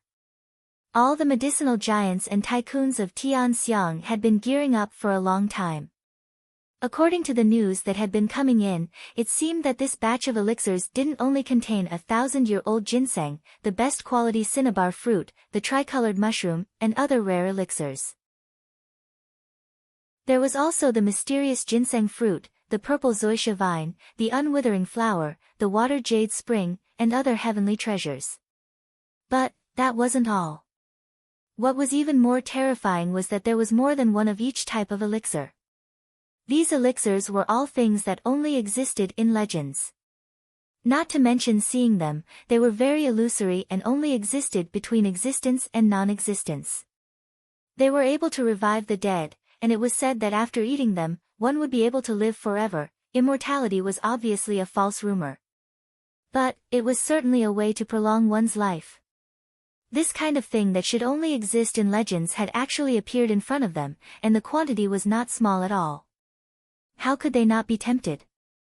Under the impact of such terrifying interests, the original owner of this batch of elixirs, what kind of background they had long been automatically ignored by the greedy people. Qingda Qiao and Qingda Xiao had naturally told this good news to the second prince, as if they were presenting a treasure. This was an excellent opportunity to flatter the second prince. Moreover, the second prince had been fighting for many years. So, his body had become very weak. So, his concubines hadn't said anything. But, they had been very resentful. So, the second prince couldn't even raise his head in front of his concubines. In fact, it was very difficult for him to raise his head in front of his concubines. In fact, it was very difficult for him to raise his head in front of them. But now, these legendary spiritual medicines were believed to be able to cure this illness. Perhaps, he would be able to kill his wives and concubines without being able to fight back. In fact, it wouldn't be strange for him to be able to go out and hunt for beauties in a justified manner. This problem couldn't be seen from the outside. But, it made him feel that he was inferior to others wherever he went. Especially when men gathered together. Wasn't this the topic of conversation? It would be very shameful if he didn't do it. Only when the man at the bottom raised his head would the man at the top be able to raise his head. Therefore, the second prince's eyes turned blue when he heard this news. He immediately issued the highest order: I must get these elixirs at all costs. I must use silver, gold, beautiful women. I must use my power and status to pressure them. I must steal and snatch the aphrodisiac. No matter what. I must use my life to get these elixirs for me no matter what price I have to pay. It would be better to leave this matter to Qingda Qiao. But, the second prince's trusted confidants wouldn't know that the second prince had this problem. And, if this matter were to spread out, and many people knew about it, then, where would the imperial family's face go? Therefore, this matter couldn't be made known to others. As for how Qingda Qiao knew about this matter, it was a coincidence. The second prince had gone out of the city to hunt. Then, the second prince had to go to the toilet. And Ching De Chao had inadvertently discovered this matter when he was guarding the second prince. Because he hadn't heard the sound of rushing water. Instead, it had sounded like a trickling stream, and it had moisturized everything. Ching De Chao had become curious at that time. So, he had secretly stretched his head to take a look. He had seen that the second prince was unusually dejected. In fact, the second prince couldn't even lift his pee when he was going to urinate. In fact, the second prince would have peed his pants if he hadn't straightened his back. Therefore, Ching De Chao had always known that the second prince had an illness. Since then, he had been very concerned about this matter. As soon as he heard this news, eldest young Master Ching knew that this was his opportunity. It's here. Ching De Chao wasn't a complete idiot. He had also heard that the two men who had delivered the elixirs weren't to be trifled with. How could they have come this far without any mishap if they were to be trifled with?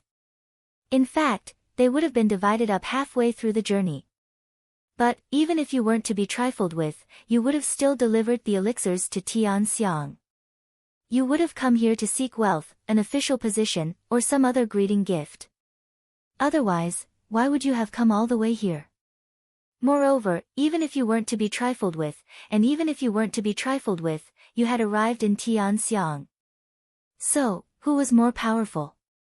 The emperor of the Tian Xiang Empire was the most powerful. And the emperor's son could represent the emperor. He had asked two idlers from the mountains to offer their treasures. And, would you dare to refuse?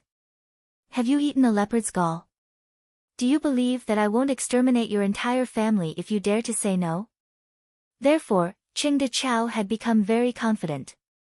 He had felt that this matter would be a piece of cake. In fact, it would be a trivial matter that could be easily accomplished. However, it would be a great merit if he offered it to the second prince. So, he had naturally brought a lot of experts from the prince's mansion with him just in case. Even if the opposite party doesn't eat raw rice, we can still pile them up. I don't believe that you can fight 10 people. Even if you can fight 10 people, can you fight 100 people? I call the shots in my territory. However, Ching Da Shao had neglected one thing. In fact, it was a very important thing. His way of thinking wasn't a problem. In fact, it was very practical. However, there were always exceptions to the rules of the world. The emperor of the Tian Xiang Empire was an unreachable existence in the eyes of the secular world. However, he was nothing in the eyes of some people. As for the emperor's son, they wouldn't even look at him. As for the dog that was by his son's side, Ching Da Shao had been proudly patrolling the city gates for the past 2 days. He had stuck out his belly, and had been arrogant and proud of himself. However, eldest young Master Ching didn't know that he was waiting for two absolute gods of death right now. That was because these two people didn't put the emperor of the Tian Xiang Empire in their eyes.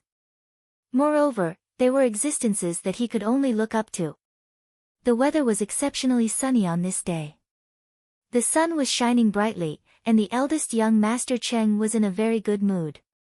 In fact, he only wanted to sing a song to vent his excitement. That was because His Royal Highness the Second Prince had personally arrived. He hadn't heard any news from Ching De Chao for several days. His Royal Highness, the Second Prince, was burning with impatience. So, he couldn't hold back his excitement and eagerness. So, he galloped over to Ching De Chao to express his condolences. Naturally, he also wanted to check on the progress. Have those two people arrived? Why haven't they arrived yet? His Royal Highness the Second Prince jumped down from his horse in a valiant and heroic manner. Then, he patted Ching De Chao's shoulder affectionately. Ching De Chao was overwhelmed by the unexpected favor. Then, he moved closer to his ear and asked, "Have they arrived?" Ching De Chao replied confidently, "Second Master, please be at ease. According to reliable information, they will arrive today." That's good. That's good. This prince has been waiting anxiously for so long. The second prince was grinning from ear to ear. Then, he patted Ching De Chao's shoulder heavily, You've worked hard this time. Since they've arrived today, this prince won't leave. Instead, I'll accompany Lord Cheng and wait here for a while. Then, I'll take a look at this peerless treasure. Servants, come and serve some wine and dishes. This prince and young Master Cheng will moisten their mouths. Second master is too polite. Second master is too kind. How can I dare to accept second master's hospitality? Qingde Chao's eyes narrowed into two slits. He felt as if the bones in his body had become lighter. Don't mention it. The second prince put on a stern face. Lord Cheng, you're being too polite. Aren't you treating this prince as an outsider? This prince won't be happy about it. Yes, yes, yes. Your Royal Highness is right. This lowly one, ha ha ha, is in the wrong. Qingde Chao couldn't help but laugh out loud. Then, a white pigeon flew over from the south, and landed on Qingde Chao's shoulder. Qingde Chao took out the bamboo tube, and read the message. He couldn't help but slap his thigh. Haha, Your Royal Highness, you're really a lucky star. You see, you've arrived, and that thing has also arrived. Haha, really? The second prince came over excitedly and looked at the piece of paper. The heavens are really helping me. Qingde Chao happily said, Your Royal Highness, you're truly blessed with a flood of good fortune. I've been waiting here for several days, but I haven't seen even the shadow of a ghost. But, now that you're here, those two people have come immediately. It's really infuriating to compare with others. You're really the son of heaven. Qingde Chao's mouth was saying infuriating to death, but the smile on his face was brighter than anyone else's. Ha ha ha. The second prince laughed proudly. Your Royal Highness, please wait for a moment. I'll immediately start preparing. Haha, the elixirs will soon be in my hands. Qingde Chao put on a brave and courageous appearance. It seemed as if he was ready to die 1,000 times for the second prince's happiness. He, Qingde Chao, was loyal and courageous. He was willing to die 1,000 times for His Royal Highness's happiness. He was willing to die 1,000 times for His Royal Highness's happiness. Even if there were millions of people, he would still go forward. If one's expression could be recorded in the history books, then Qingde Chao's current expression would be enough to leave his name in the annals of history. He would become a role model for all generations to come. Minister Cheng has worked hard. Thank you for your trouble. The second prince was very pleased. Far away on the road to the south, there were already two burly figures walking over with large strides. Second master, please wait for the good news. Qingde Chao waved his hand, and walked forward valiantly. His face was full of determination, and his whole body was brimming with the spirit of loyalty and bravery. Chapter 505. Qingde Chao and Qingda Shao had made the perfect preparations, and were planning to welcome the two Tian Fa Beast Kings. Jun Moxie and Jun Dashao had just walked out of the gate. They were leisurely riding their horses, and were also preparing to welcome the two Beast Kings. Jun Moxie was the first to receive the news of the arrival of Bear Shan Shan and Earth Cracker. He understood that they had come to deliver the medicine to him. Jun Moxie was the first to receive the news among the people of Tianxiang City. So, Jun Moxie found it funny when he heard that the bandits were rampant, and that the number of robbers was extremely terrifying. In fact, he found it very funny. This is too funny. The two dignified beast kings of the Tian Fa forest had personally delivered the medicine as a bodyguard. But, they had been treated as fat sheep. Moreover, they had been treated as a mass fat sheep. And, so many people had dared to rob them. Isn't this the same as growing hair on their heads? Has this world gone crazy? Even ants have dared to rob dinosaurs. Moreover, the strength of these two Xian beast kings had skyrocketed after they had been promoted with the help of Jun Moxie. In fact, it could be said that they had already surpassed the standard of an ordinary great master in this world. In fact, the strength of these two Xian beast kings would be absolutely safe wherever they went, as long as they didn't bump into an abnormal existence like Huang Taiyang. In fact, these two Xian beast kings might not be able to win even if they were to bump into an existence like Huang Taiyang. But, they would still be able to escape unscathed. Therefore, Jun Moxie wasn't worried that the medicine they were escorting would get into an accident. In fact, he would only be worried about those ants who were robbing the dinosaurs.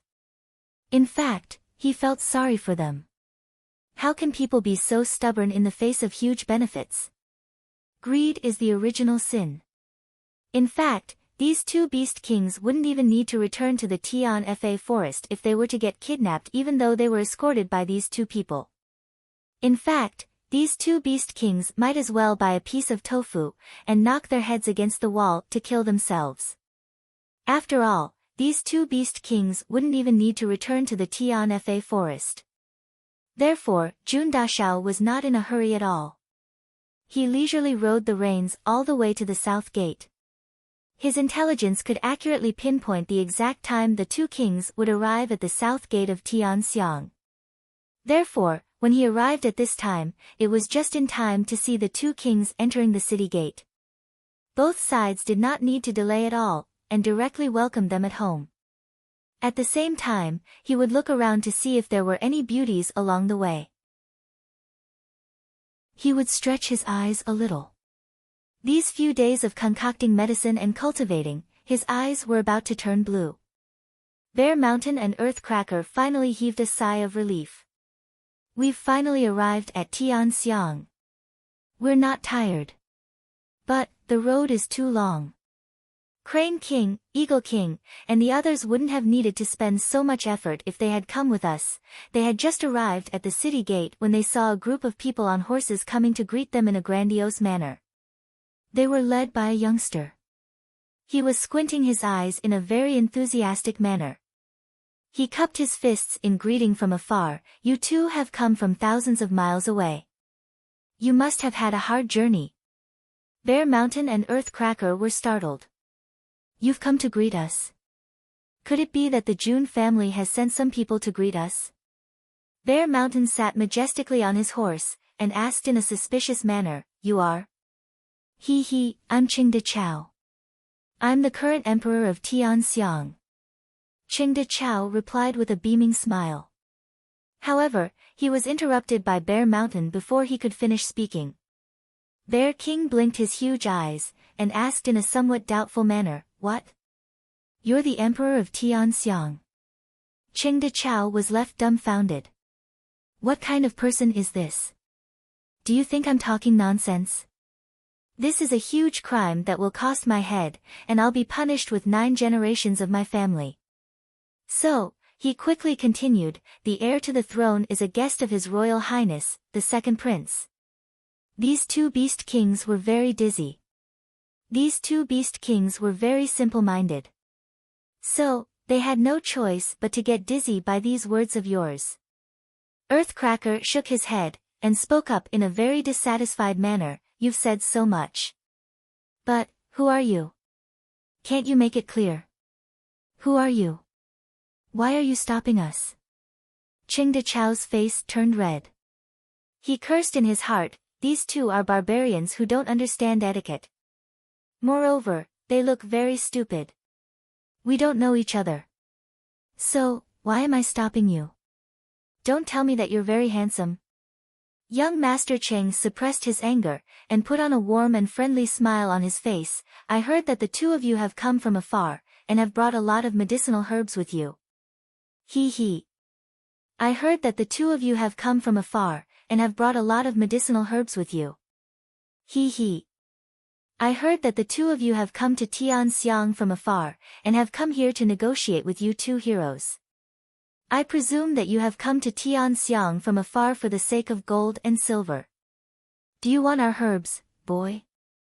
Bear Mountain looked at Qingde Chao as if he was looking at an idiot or a corpse. No. The herbs that you have are very rare. So, how can I afford to spend so much money? Qingde Chao hastily explained, My lord, the second prince, wants to buy your herbs. But, I don't know how you two would like to trade for them. So, it doesn't matter if you use gold or silver. Qingde Chao thought that he had brought up the banner of the second prince. Moreover, he had also stated that the price was negotiable. So, wouldn't these two men present the herbs in fear and trepidation if they didn't want to? Then, he would pretend to encourage them, introduce them to the second prince, and then give them some rewards. After all, these two men weren't very smart, and didn't know how to appreciate favors. After all, he had already stated that they could use gold and silver to trade for the herbs. So, he would just give them a little more money. How many of these commoners had ever seen a prince? So, it was impossible to talk about doing business with a prince. In fact, this was enough for them to brag about. But, the specific price of the transaction was still up to them to decide. The second prince? Earthcracker opened his mouth. You were talking about the second son of the Tianxiang emperor, right? Yes, the second prince. Qingde Chao was getting more and more impatient. So, he deliberately emphasized the words the second prince. These two country bumpkins. What do you mean by second son? This is what a country bumpkin would say. They don't know how to speak properly. I'm not selling. Bear Mountain raised his nostrils and shouted, quickly get lost. What a madman. How dare you be so presumptuous?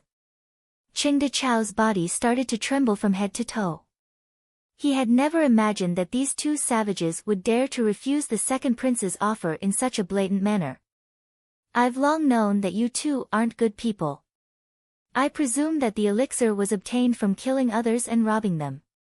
Guards, capture these two rascals.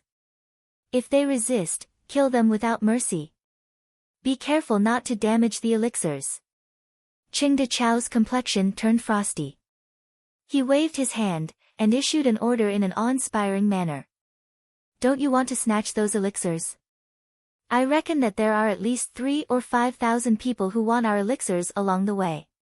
Do you know where these people are right now, boy? I've arrived at my destination today. So, I'm in a good mood. So, I won't mess with you if you get out of the way, boy. Earthcracker crossed his arms, and tilted his head. He looked at Qingde Chao with a faint smile on his face. Aren't there too many people in this world who don't know the difference between life and death? For example, this man is at best a gold Xian expert. But, he's leading a group of trash who haven't even reached the silver Xian level. And, he wants to snatch the elixirs of a Tian Fa Beast King. Wouldn't people laugh their heads off if this were to spread out? It's really funny. I don't care who they are. I don't need to know. Qingde Chao arrogantly squinted his eyes and said, I only know that this is the Tianxiang city. This is the emperor's territory.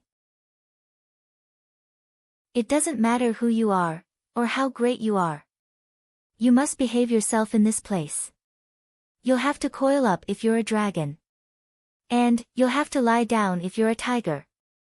Do you think that the two of you can overturn the heavens with your trifling strength?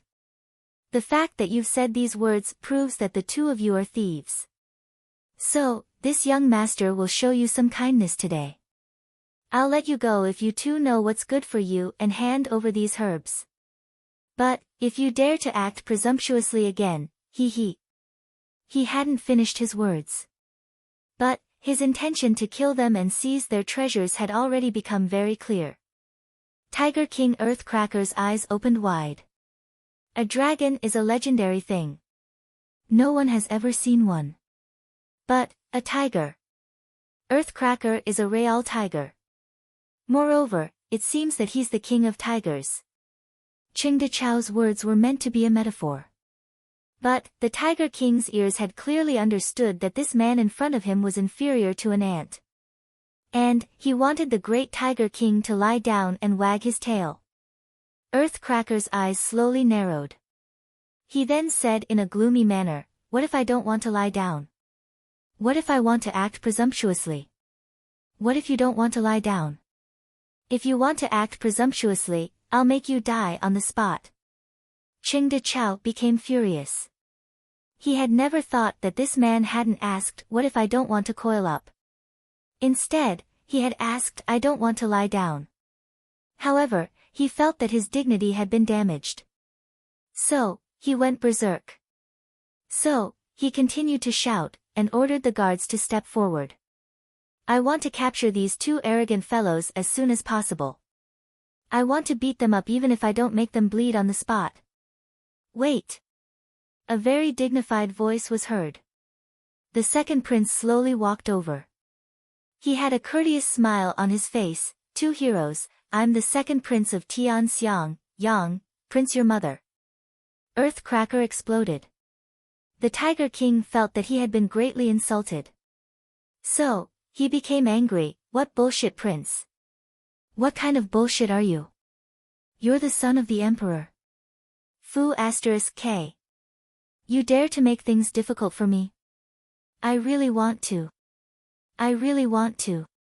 The Tiger King's strength was very high. But, his brain was also very stupid. In fact, he couldn't say anything for a long time. In fact, he was very depressed. Forget it. Action is the most practical thing. So, he stretched out his hand. Then, he stretched out his arm with a whooshing sound. It seemed as if he had pulled a spring. He didn't even move his shoulders or his head. Instead, he grabbed Qing De Chao. Then, he opened his ferocious mouth, and snapped his neck. "I want to do this." Chapter 506. He was a tiger. So, biting was his instinct. But, he had only ever used his mouth to eat ever since he had become a beast king. Moreover, he had transformed into a human. So, he had never used his mouth to attack. He had always felt that he would lose his dignity if he were to use his mouth again. But, he couldn't help but use his old skill today. So, he bit Qing De Chao to death. Everyone was petrified. Everyone was dumbstruck. They were flabbergasted. What's going on? Are we in a nightmare? Is this happening in broad daylight? Is this happening in broad daylight? Qing De Chao's young master Da Shao had always been awe-inspiring. He had always been brimming with confidence. In fact, it seemed as if he was about to make a great contribution. So, he had always been extremely arrogant. And, he had always talked condescendingly. But, he hadn't even spoken a few words when someone had suddenly grabbed him. And, that person had bitten his neck. And, that person had bitten off Qing De Chao's neck. Everyone had seen and eaten a man eating a wild beast. It was admittedly rare for a wild beast to eat a man. But, some people had still seen it. But, a man eating a man, was an unprecedented and strange thing.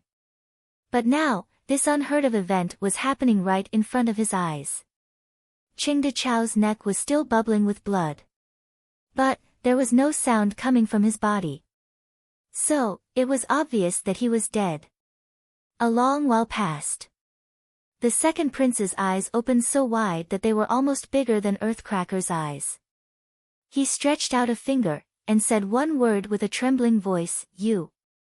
Then, he suddenly bent over, and started to vomit with blurg, blurg. This sound was like the most powerful and terrifying contagious virus.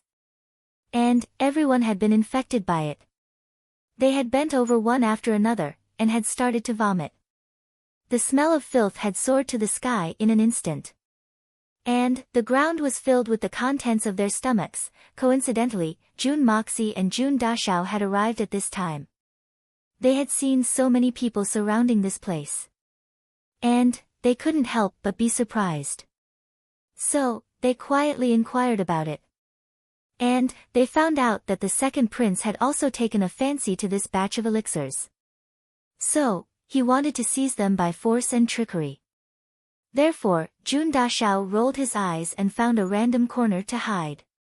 It wasn't against the law to watch the show, right? Earthcracker innocently looked at Bear Mountain. Then, he scratched his head and said, "Fourth brother, what's wrong with these people? Why are they all vomiting? It can't be such a coincidence, right? Bear Mountain was speechless. He covered his forehead with his hand. He wanted to kick this disgusting fellow to death. Next time, even if he was beaten to death, he would never bring this bastard out for a stroll. This was too embarrassing. Anyway, you can't rob our things even if you're the son of the emperor. It's wrong to rob other people's things. Didn't your father, the emperor, teach you this lesson when you were young? Earthcracker grinned as he spoke in a righteous manner. His teeth were stained with blood. The second prince finally stopped vomiting. His face was green and his lips were pale. He roared, "Guards! Cut these two murderous maniacs into pieces. Do not damage the elixirs." The guards raised their swords with trembling hands and legs. Wait! The second prince's personal bodyguards were Jade Xian Peak experts. Even if they hadn't eaten pork before, they would have seen pigs run. So, they hastily ran over and said, "Your Highness, please don't be impatient. This matter should be considered at length." They wanted to take their time to consider this matter. But, Earthcracker and Bear Mountain weren't willing to do so. They had already been delayed for such a long time. So, how could they be blocked at the gate of the Tianxiang city? Wouldn't they laugh at the beast kings of Tianfa if the Jun family were to see this? Bear Mountain took a big step forward with a whooshing sound. Then, his feet landed heavily on the ground. And, a loud rumbling sound was heard.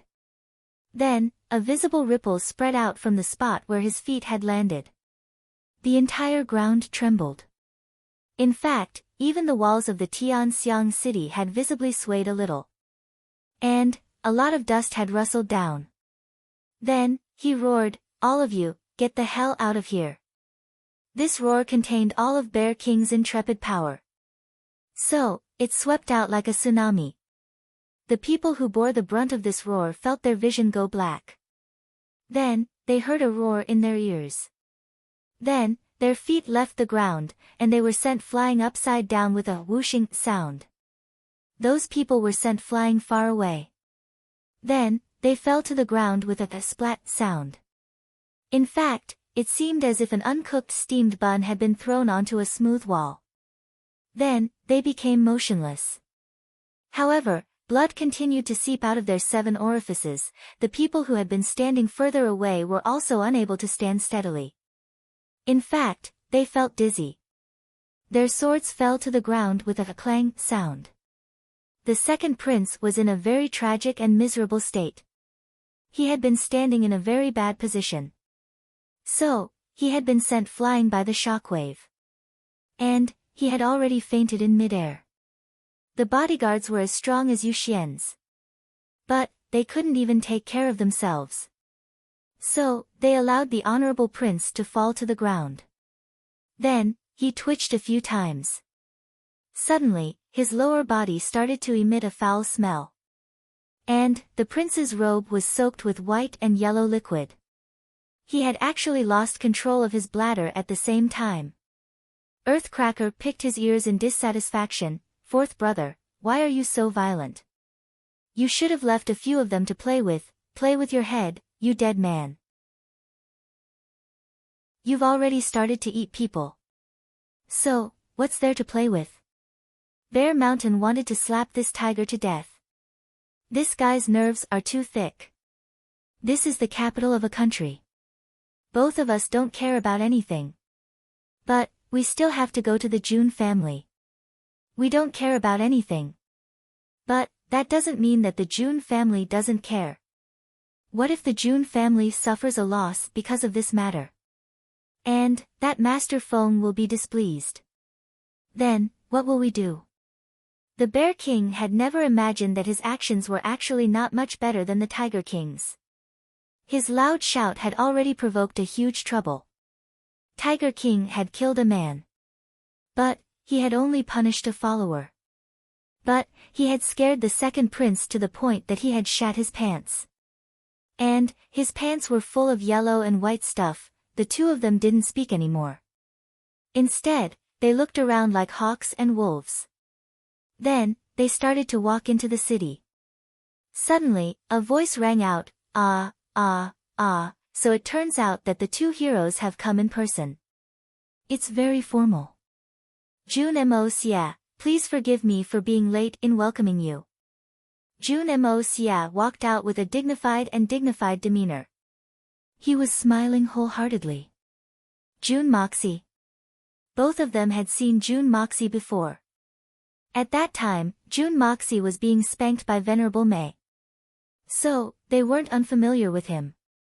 Of course, they still couldn't recognize that this elegant yet slippery young man was the same person who had been bossing them around in the Tianfa forest back then. Yes, yes. It's rare that the two heroes still remember me.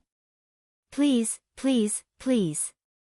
Jun Moxie politely extended his hand. Ha ha ha, Jun brat. Did your master tell you about this? Bear Mountain's big nose twitched as he said. Yes. Master told me to treat you well. He said that fourth Master Bear is a friend of his. Jun Moxie smiled and laughed. That's right. We are friends. We are old friends. Big Bear and Earth Cracker felt their faces light up. Big Bear patted Jun Mo Xia's shoulder heavily. Back then, your master and I were just outside Tianxiang City. We didn't get to know each other without fighting. We fought for 3,000 rounds, and there was no clear victor. In the end, both sides were helpless. So, they proposed a bet. Then, the winner was decided. What? You fought with my master for 3,000 rounds? Then, you must be at least a great master-level expert, right? I admire you. Jun Moxie held back his laughter. But, how did you make the bet? Bear Mountain's bare face turned red. He said, actually, it's not shameful. It's just that when your master competes with this old bear. He suddenly lowered his voice and said proudly in Jun Moxie's ear, when it comes to peeing, your master is indeed a master. His skill is a notch higher than mine. I'm ashamed of my inferiority. Jun Moxie staggered. This guy really dares to talk. If an outsider were to hear this, they would think that Jun Mo Xia's master was a wretched figure. You're trying to compare pee with a grown man. You're treating it as a child's pee. This is a strange story. Jun Moxie arrived at the city gate. He lightly ordered the guards, you guys, hurry up and help the second prince tidy up. Tell him that he can look for me at the Jun family if he has any dissatisfaction. Well, open the gate and let us in. The guards at the gate answered in unison. They watched as Jun Moxie led the two men into the city. Only then did they wipe their cold sweat. Who in the Tianxiang city dares to provoke this Master Jun Sunshao? Is he tired of living? He went on a killing spree here the last time he came back from the southern heaven city. He slaughtered people with his eyes wide open. Our brothers saw it with their own eyes. This friend of his is quite something. He even eats people. Birds of a feather flock together. Birds of a feather flock together. However, Master Jun Sunshao is quite bold. The second prince is lying there, and he doesn't even look at him. This was the second time that Bear Mountain had come to the Tianxiang city. So, he wasn't surprised at all. However, this was the first time that Earth Cracker had opened his eyes. His huge head swayed back and forth along the way. He was dazzled.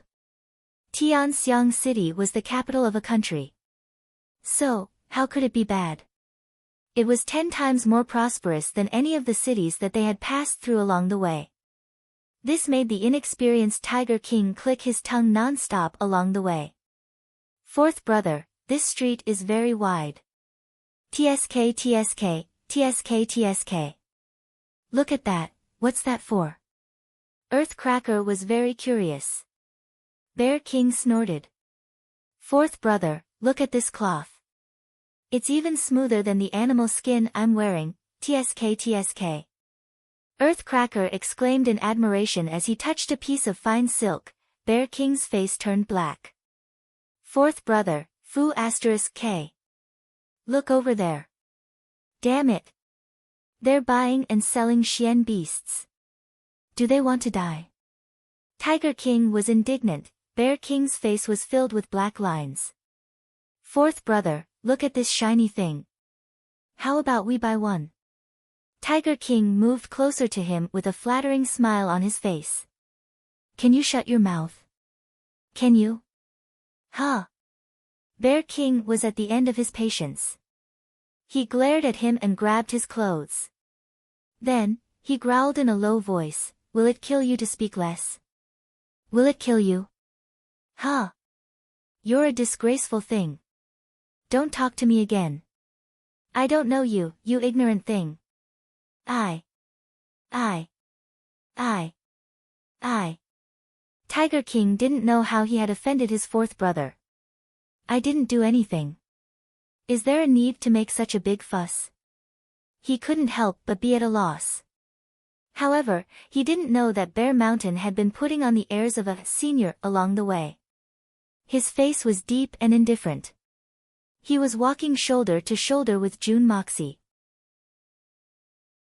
He was looking at everything with an indifferent expression on his face. It seemed as if he was used to everything. In fact, the expression on his face was the same in the eyes of an outsider. I have all these things at home. They're all better than this. I'm in the realm of acting tough. I'm facing June Moxie's disciple. Wouldn't I lose face if I don't act like a martial uncle?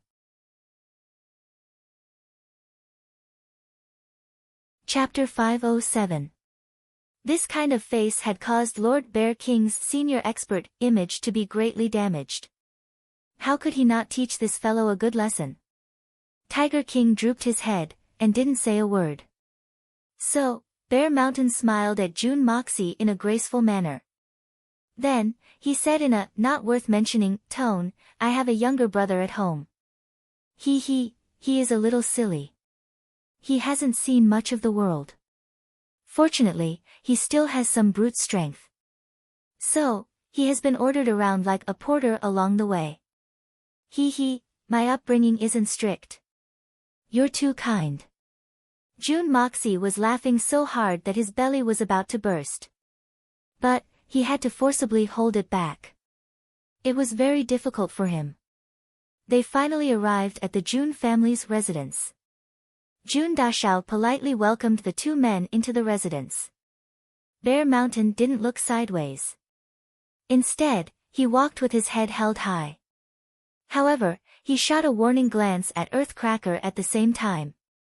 The meaning behind his glance was, you mustn't lose your etiquette in the domain of an expert.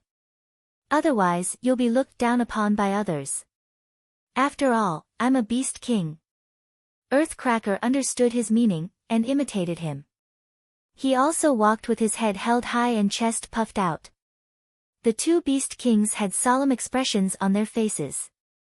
They didn't speak or smile.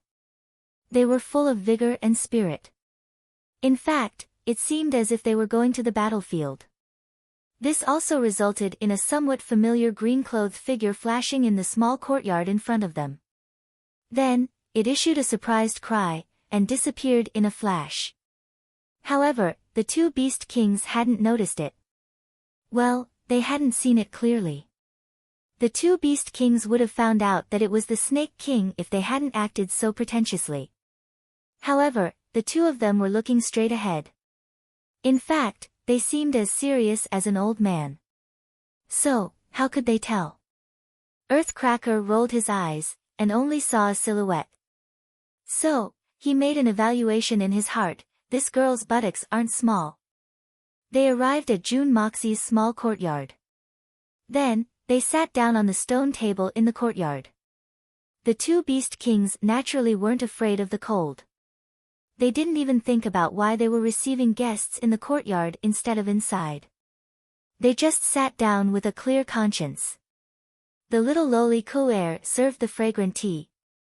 The Tiger King was a little thirsty from the journey, so he picked up the teacup, opened the lid, raised his head, and swallowed the tea along with the water into his stomach. He wasn't afraid of the heat, so he chewed a few tea leaves in his mouth, stretched his neck, and swallowed them all. He then smacked his lips and said, "What's this? Why does it taste a little bitter? Why did you put leaves in such good water? This isn't a good habit." Bear King suddenly had the urge to explode. He glared fiercely at Tiger King from the corner of his eyes, indicating for him to shut up. Then, he slowly picked up the teacup and gently opened the lid with one hand. Using the other end of the lid, he gently fiddled with the tea leaves on the surface of the water and gently blew on them. He praised, "Good tea." As he spoke, he brought the cup to his lips and took a small sip. His expression was one of savoring the aftertaste. His posture was elegant and his actions were well-mannered, just like a noble gentleman. He had been out of the house once. So, he naturally knew what tea was. He also knew the rules of drinking tea. Bear King cast a sidelong glance at Earthcracker at the same time. His meaning was, "Look at how I drink tea. You're so shameful." However, he also felt somewhat regretful in his heart. This human's way of doing things is very troublesome. My lips didn't even feel wet in that small sip. It's really not enough to quench my thirst. It's not satisfying. He was somewhat envious of Tiger King as this thought crossed his mind. It's not easy to put on the airs of a senior. Earthcracker was startled as he looked at it. So, this thing is tea. Tiger King has only known how to drink wine along the way. He has never drunk tea. But, where did fourth brother learn this from? How come I haven't seen him put on any airs along the way? But, it looks like he's sitting on a stool with his buttocks bare. In an orderly manner, a white-clothed figure walked over at this moment. He didn't make the slightest sound. Then, he asked in a deep voice, "You two, how come you're here?" Bear Mountain was holding a teacup. He was sitting in an elegant posture. However, he felt that the voice was somewhat familiar when he heard this voice. So, he casually turned his head and replied, "I love to wander around the world of mortals. I've always admired the famous mountains and great rivers. So, why can't I come here?" Suddenly, when he saw who it was, his body trembled, and he jumped up. With a cry, the teacup in his hand fell to the ground with a "pa" sound. His face turned deathly pale, and beads of sweat rolled down his face. His hands and feet trembled, and he opened his mouth wide, making an expression that seemed to be crying and laughing at the same time. He stammered, "Big, big, big, big, big." Earthcracker was startled. He thought, has fourth brother seen a ghost? He turned his head with a look of dissatisfaction on his face, and said, "Fourth brother, what's wrong with you? Why are you stuttering?" He hadn't even finished his sentence when he also saw that beautiful face that could topple a nation. It seemed as if it had been deliberately imitated. So, he couldn't help but let out an "ah" sound.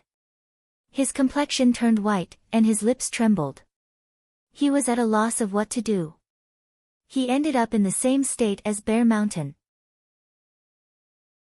Then, he stuttered in a trembling voice, "Big. Big. Big. Big. Big." It turns out that stuttering can be contagious. These two tall and strong men stood there like a pair of dumb geese. They could only spit out a single word from their mouths. They were so scared that they couldn't even complete their sentences. June Moxie frowned and shook his head. He thought, what are these two doing? Are they imitating a machine gun? Or are they imitating Monkey Sun seeing the golden cudgel? Big. Big. Big. It's not over yet. June Dashao didn't know that these two simple-minded beast kings were having a dilemma in their hearts. This isn't our home. Should I call her big sister? Or should I call her big brother? Therefore, the two of them couldn't say big for a long time. You two are a pair of idiots. You don't understand etiquette. Why aren't you saluting big sister when you see her? You're making fun of outsiders for no reason. What's the point of calling her big? Did your brains get caught in the door? Or did you get water in your head? Qian Sun Serpent Queen's voice was heard in a timely manner. And, she had helped them out of their predicament. Big sister. Bear Mountain wiped his sweat, and called out with difficulty. He didn't care about being ridiculed by the Snake King. After all, it was worth it as long as he could call her the right way. This supreme beast king of Tian Fa could turn the sky and earth upside down in front of millions of people without taking a breath. However, he had only said the word big at this moment. And he was so anxious that he was sweating profusely. Big big big. Big big big. Tiger King Earthcracker was left in a daze. He obviously longed to shout out the words big sister in his heart. But his mouth didn't listen to him. He shouted for a long time, but it was still big big big. So, he raised his palm leaf fan-like hand, and fiercely slapped his own mouth. I called you big big big, you stupid tiger. You're too stupid. Qian Sun Serpent Queen was so angry that she wanted to rush over and teach this idiot a lesson. Enough. It's not like I haven't seen it before. Look at your conduct. You're not losing your own face when you go out. Instead, you're losing the face of Tian Fa. Mei Xuan waved her hand in a dignified manner. She didn't pay much attention to it. She walked over, and sat opposite the two of them. Then, she gently wrinkled her eyebrows and said, "Get to the point. What are you two doing here? Hey, why are you? What kind of person was Mei Xuan?" She instantly realized that Bear King and Bear Mountain had successfully broken through. Their strength had increased by leaps and bounds. They couldn't be mentioned in the same breath as her. But, they had already surpassed Qian Sun Serpent Queen in terms of martial power. The three of them had been at the same level not long ago. But, Fourth Bear's strength had now far surpassed the other Beast Kings. This was a great thing for the Tian Fa forest. And, Bear King had been stuck at a bottleneck for many years. So, he must have had a fortuitous encounter to make a breakthrough today. However, Mei Xuan couldn't ask about it because an outsider like Jun Moxie and Jun Dashao were present. So, she was slightly surprised. But, she quickly concealed it. So, no one noticed it. We're here.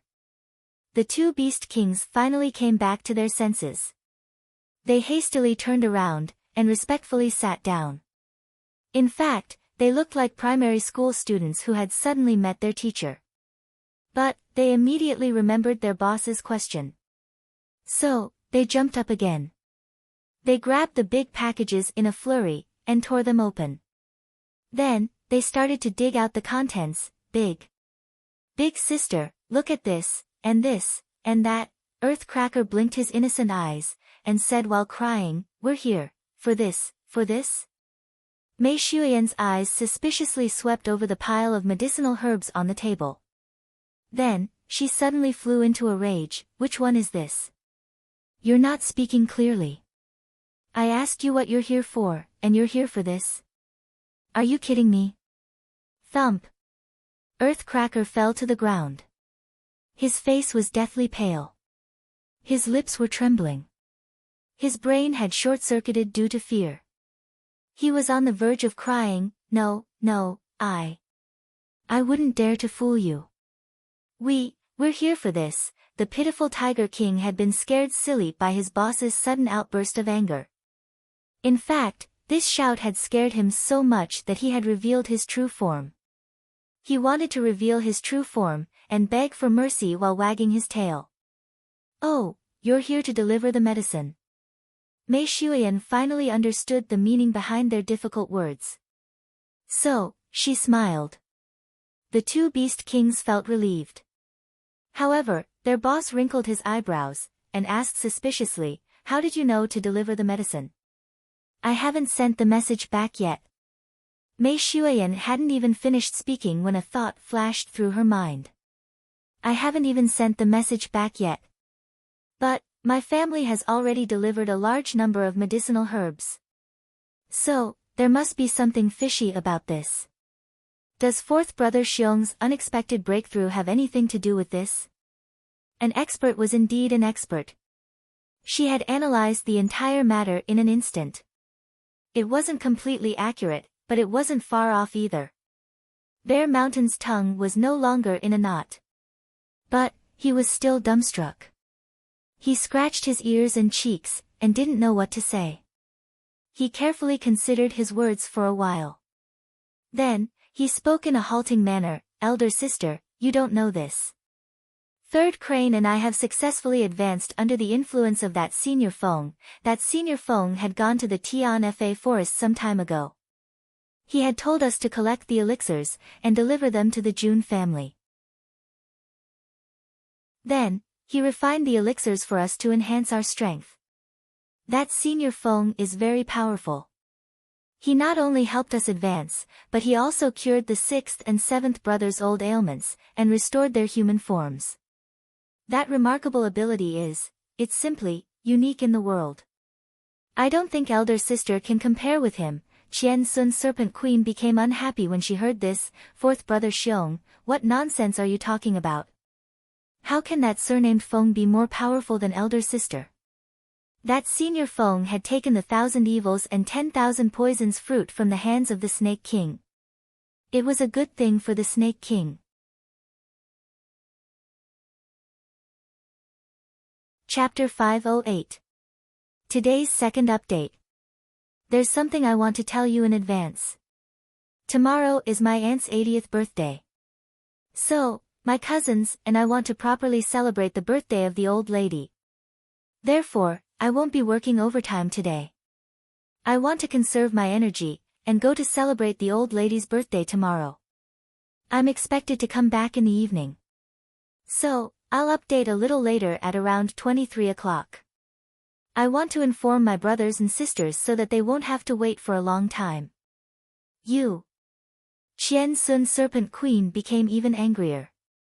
This fool has been talking for a long time. He's still saying that elder sister isn't as good as that guy surnamed Feng. She wanted to step forward and teach Bear King a lesson. "Qian Sun, please stop. That senior Feng is indeed a senior expert. He possesses remarkable abilities. His means of creating miracles aren't something I can match." "Fourth Bear, did you say that Third Crane has also successfully broken through? 6th and 7th Crane's old injuries have also been healed. Have they regained their human form?" Mei Shuiyan was greatly surprised. After all, one had to rely on one's own luck to make a breakthrough. Fourth Bear's ability to break through the bottleneck had already made Mei Shuiyan very happy. However, she had also heard that Third Crane had also broken through. Moreover, the injuries of the Lion King and the Monkey King who had been seriously injured had also been healed. This series of good news had made Mei Shuiyan wild with joy. How can this be fake? How can this be fake? Actually, the reason why Senior Wind is willing to help us is all because of me. Senior Wind even promised to help us refine some good medicine, so Tiger and I came. Otherwise, who would be able to bring such good stuff from so far away here? Seeing that big sister had acknowledged him, Bear King naturally praised him on his own behalf. "So, that's how it is. I can't blame you. You've done well." Mei Shuiyan smiled in relief. The two Beast Kings wiped their sweat at the same time. "Mother. We've finally passed this hurdle. How come we've run into Big Brother here?" However, Mei Shuiyan immediately wrinkled her eyebrows. Her face was full of anger. But, it was directed at June Moxie. "June Moxie. So, it turns out that your master and Xiong Si had already known each other for a long time. In fact, he had a shallow friendship with the Beast Kings of Tianfa. Hateful brat, you actually pretended to be benevolent and righteous a few days ago, saying how you begged your master with great difficulty, and how you knelt for several days and nights before your master agreed. You actually used this to negotiate with me. You've got guts." June Moxie had been watching from the sidelines. He was secretly thinking, it seems that Mei Shuiyan's status in the Tianfa forest is quite high. In fact, her status may not be lower than that of the Venerable Mei. It's no wonder that she can use a super move like the World Cage. In fact, she can even oppress the experts of the Great Master level like a child. He couldn't help but be startled and dumbstruck when he realized that the situation had suddenly changed. He had used this reason to take advantage of Mei Xuan a few days ago. So, he couldn't help but be at a loss for words when this question was suddenly brought up. Bear Mountain's words were somewhat exaggerated. But, he couldn't refute it. Could it be that I'm Feng Jueching? You need to look up to Senior Feng. Bear Mountain and Earthcracker didn't know that the person in front of them was the expert Feng, who had been drinking and chatting merrily with them. They felt that they had an opportunity to show off. So, they stood up at the same time. Their faces were full of murderous aura as they fiercely said, You brat, you have a lot of guts. You dare to play tricks on our elder sister. Shut up. What business do you two fools have here?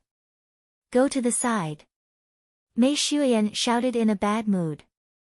And, the two of them lowered their heads and drooped their heads. What's going on? How did our flattery go wrong? He. Jun Moxie laughed a few times in embarrassment. He then said, Actually, I didn't mean it that way. It's all because of you, Miss May. I'm sincere towards you, Miss May. He. Only the heavens can bear witness to my affection. Besides, I've been molested by Miss May several times. Anyway, everyone knows about it. Jun Moxie said as he stealthily observed the expressions on Bear Mountain and Earthcracker's faces. He saw that the expressions on their faces were gradually becoming more and more wonderful. Then, they slowly opened their eyes wider and wider. Then, they opened their mouths wider and wider.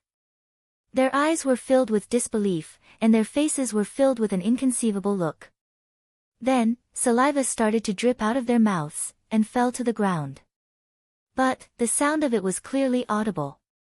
The two of them groaned in their hearts, What? My God! Is there something wrong with our ears?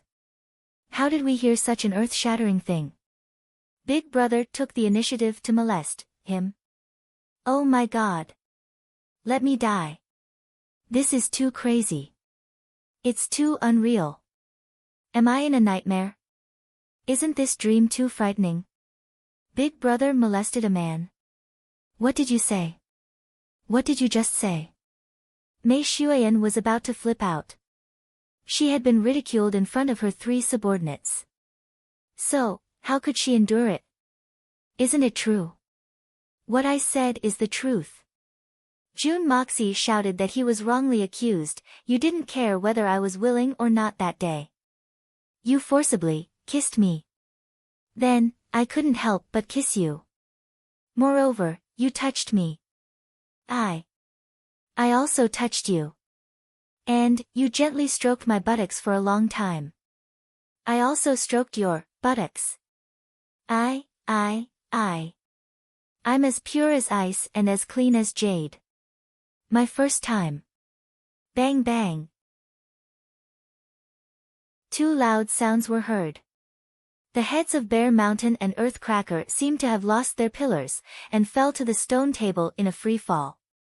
Then, they bounced a few times. Qian Sun's Serpent Queen stood on one side. She was dumbstruck. The thickness of this person's skin was already the thickest in all of history. I was there at that time. You were the one who acted like a hooligan. But, you're saying that someone molested you? I was obviously spanking your buttocks that day. But, it turned into a gentle caress. Don't say any more. Mei Xuan's face had turned red. She didn't know whether it was because of anger or shame. So, she screamed in a somewhat frantic manner. I've always been a quiet person. I don't show my emotions. But, why is it that this brat can easily provoke me every time? Moreover, I know that I won't be able to say anything nice if I argue with him on this topic. So, I quickly stopped. But, she thought that it was strange. This isn't what I was criticizing you for. So, how did we get tangled up in this topic? Then, she suddenly understood what was going on. Damn it! This brat has diverted the topic again. Why can't I say it? Why can't I say it? I can't not say it. I'm throwing caution to the wind today. Why do I have to swallow my anger after being molested by you? Don't tell me that you want to leave after eating your fill. That's absolutely impossible. You must take responsibility for me. Jun Moxie had a righteous look on his face. But, he seemed to have been wronged. World Cage. Mei Shui Yan was seething with anger. She grabbed young Master Jun, who had been frozen by her, and disappeared like a wisp of smoke. Big Bear and Earth Cracker shook their heads as if they were drunk. In fact, they still felt somewhat dizzy. They blankly looked at each other. Then, they asked in unison, were we dreaming? Then, they suddenly saw Qian Sun on one side. So, they asked at the same time, younger sister Qian Sun, was that real? Of course it was real. Snake King nodded in a bad mood. He seemed to be seething with anger. Then, is what Jun Moxie said also true? Is he really going to become our brother-in-law? Bear Mountain blinked. Earthcracker grinned as he looked at Qian Sun's Serpent Queen with an expectant look on his face. Qian Sun shook her head in a somewhat distraught manner. She then said in an irritated manner, how would I know? Why don't you go and ask elder sister? Don't ask me again. I don't know anything. She suddenly stood up and swaggered away. The two Beast Kings looked at each other in dismay. Then, they suddenly said in unison, so, elder sister's spring is here. She's worthy of being the disciple of Senior Feng. She's indeed the disciple of an expert. She's so unfathomable that I'm no match for her. Jun Moxie returned after a long while with a grimace on his face. He appeared in front of the two Beast Kings, and squeezed out a smile as the two Beast Kings looked up at him. He then said, alas, this elder sister of yours is very good. She has a beautiful figure. But, her face is too thin. And, her temper is a bit too big. I can't even talk about it. Ah, the love between a man and a woman is natural. It's a matter of course. It's a very normal thing. But, I have to change this temper of hers. Yes, yes. Yes, yes. Bear Mountain and Earth Cracker nodded their heads like chicks pecking rice. They looked at this young man with adoration in their eyes. They sighed in their hearts, he's really a strong man. Even our elder sister has been taken care of. He's unfathomable. He's too overbearing. The attitude of the two Beast Kings changed drastically in an instant. They felt somewhat humble. Yes, this man is young. But, he's elder sister's future husband. The most hateful thing is that, your elder sister has misgivings about the fact that she's a Xian beast. So, she refuses to make it public with me. She says that she's afraid that people will laugh at her. I can't understand this. Alas, why would we be afraid of those worldly things as long as we're truly in love with each other? Especially in this world where fists are the most powerful. Everything is done with fists. I don't mind it at all. Why is she taking things so hard? Don't you think so? Jun Mo Xia drank his tea as if it were wine. It was as if he was trying to drown his sorrows with wine. That's right. Bear Mountain slapped his thigh. What's wrong with Xian beasts? Xian beasts are much stronger than humans. Misgivings my ass. You can rest assured that you can pursue your happiness. We'll support you. I'll be the first to wring the neck of anyone who dares to oppose you. That's right. I'll wring his neck. I'll wring it even if you can't wring it. Earth Cracker rubbed his palms. He looked excited. Alas, it's easier said than done. Jun Moxie said in a melancholy manner, the most critical problem lies with your elder sister. It seems that I'll need to persevere and work hard. But, I believe that true love can move metal and stone. I'm confident that I can make your elder sister live a happy life with my broadest heart and most sincere affection. In fact, I've even decided that we won't live in the secular world in the future for the sake of your elder sister's happiness. We'll live in the Tianfa forest. Jun Dashao held his head high and stuck out his chest as he spoke till here. He assumed a heroic posture of striving to be the first to overcome all difficulties and strive for victory. The expression on his face was sincere, affectionate, and persistent. The two beast kings were moved by this. This man is willing to give up the glory, splendor, wealth, and rank of the world for the sake of their elder sister. He's willing to disregard the colorful world. He's willing to live in the Tianfa forest. What a great sacrifice this is. Jun Moxie. He's truly, a true man with true feelings. He's a good man. I can't believe that the two of us can witness such a great love. This love story is bound to become a legend. And, it will be passed down through the ages. It will become a much-told tale, and go down in the history books. Chapter 509. Rest assured, young Master Jun. We'll take care of this matter. We won't let big sister think too much. The two beast kings patted their chests and made a solemn promise. Bear Mountain hesitated for a moment. Then, he finally gathered his courage and said, I'll go all out tonight. I'll look for big sister after dinner. She's a woman after all. So, she won't be able to let go. But, I think it might be useful if I enlighten her. It seems that Fourth Bear is going all out for the sake of big sister's happiness. He has the audacity to look for big sister to talk about life and ideals. Earthcracker lowered his head and didn't speak. He admired Bear Mountain's courage. That's not appropriate. Jun Moxie immediately vetoed. He thought to himself, you were so impolite in the past, didn't you sell me out? Brother's butt is still hurting, and I don't want it to get worse so soon. Why is it inappropriate? Why is it inappropriate? The two beast kings were startled. Jun Moxie rolled his eyes and said, don't you know your big sister's temper? She's very thin-skinned. Now that you've said it, it won't work out. It's fine if it doesn't work out. But, it won't be good if you get implicated. That's right. The two beast kings sighed at the same time. Big sister's temper is like this. No one can persuade her. The more they try to persuade her, the more it will develop in the opposite direction. So, it will be an undeserved disaster if she gets implicated in this matter. I say, you can do this if you really want to help. Well, you can publicize this matter after we return to the Tianfa forest. Say that Mei Shuyan has married me. Give her no way out.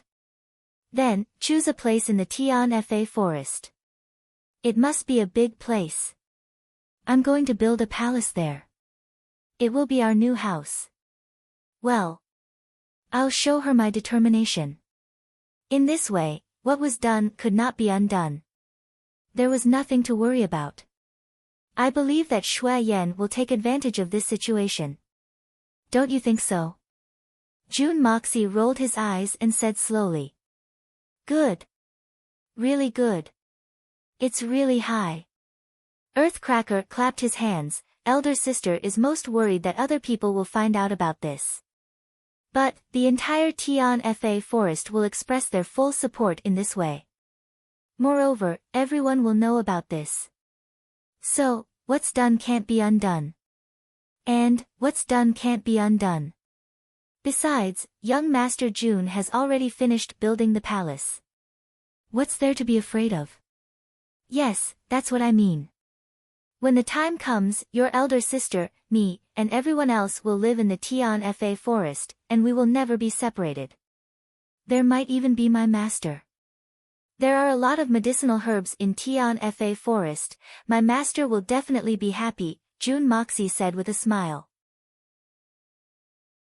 Brilliant plan. What a brilliant plan. The two kings' eyes lit up. However, This matter must be kept a secret. It must be carried out in secret. Do not let your elder sister know about it in advance. Jun Mo Xia lowered his voice and said mysteriously, if we are careless and let her know in advance, no one knows what will happen. Everyone knows your big sister's personality. Of course. Do you take us for fools? We won't even let that girl Qian Sun know about this.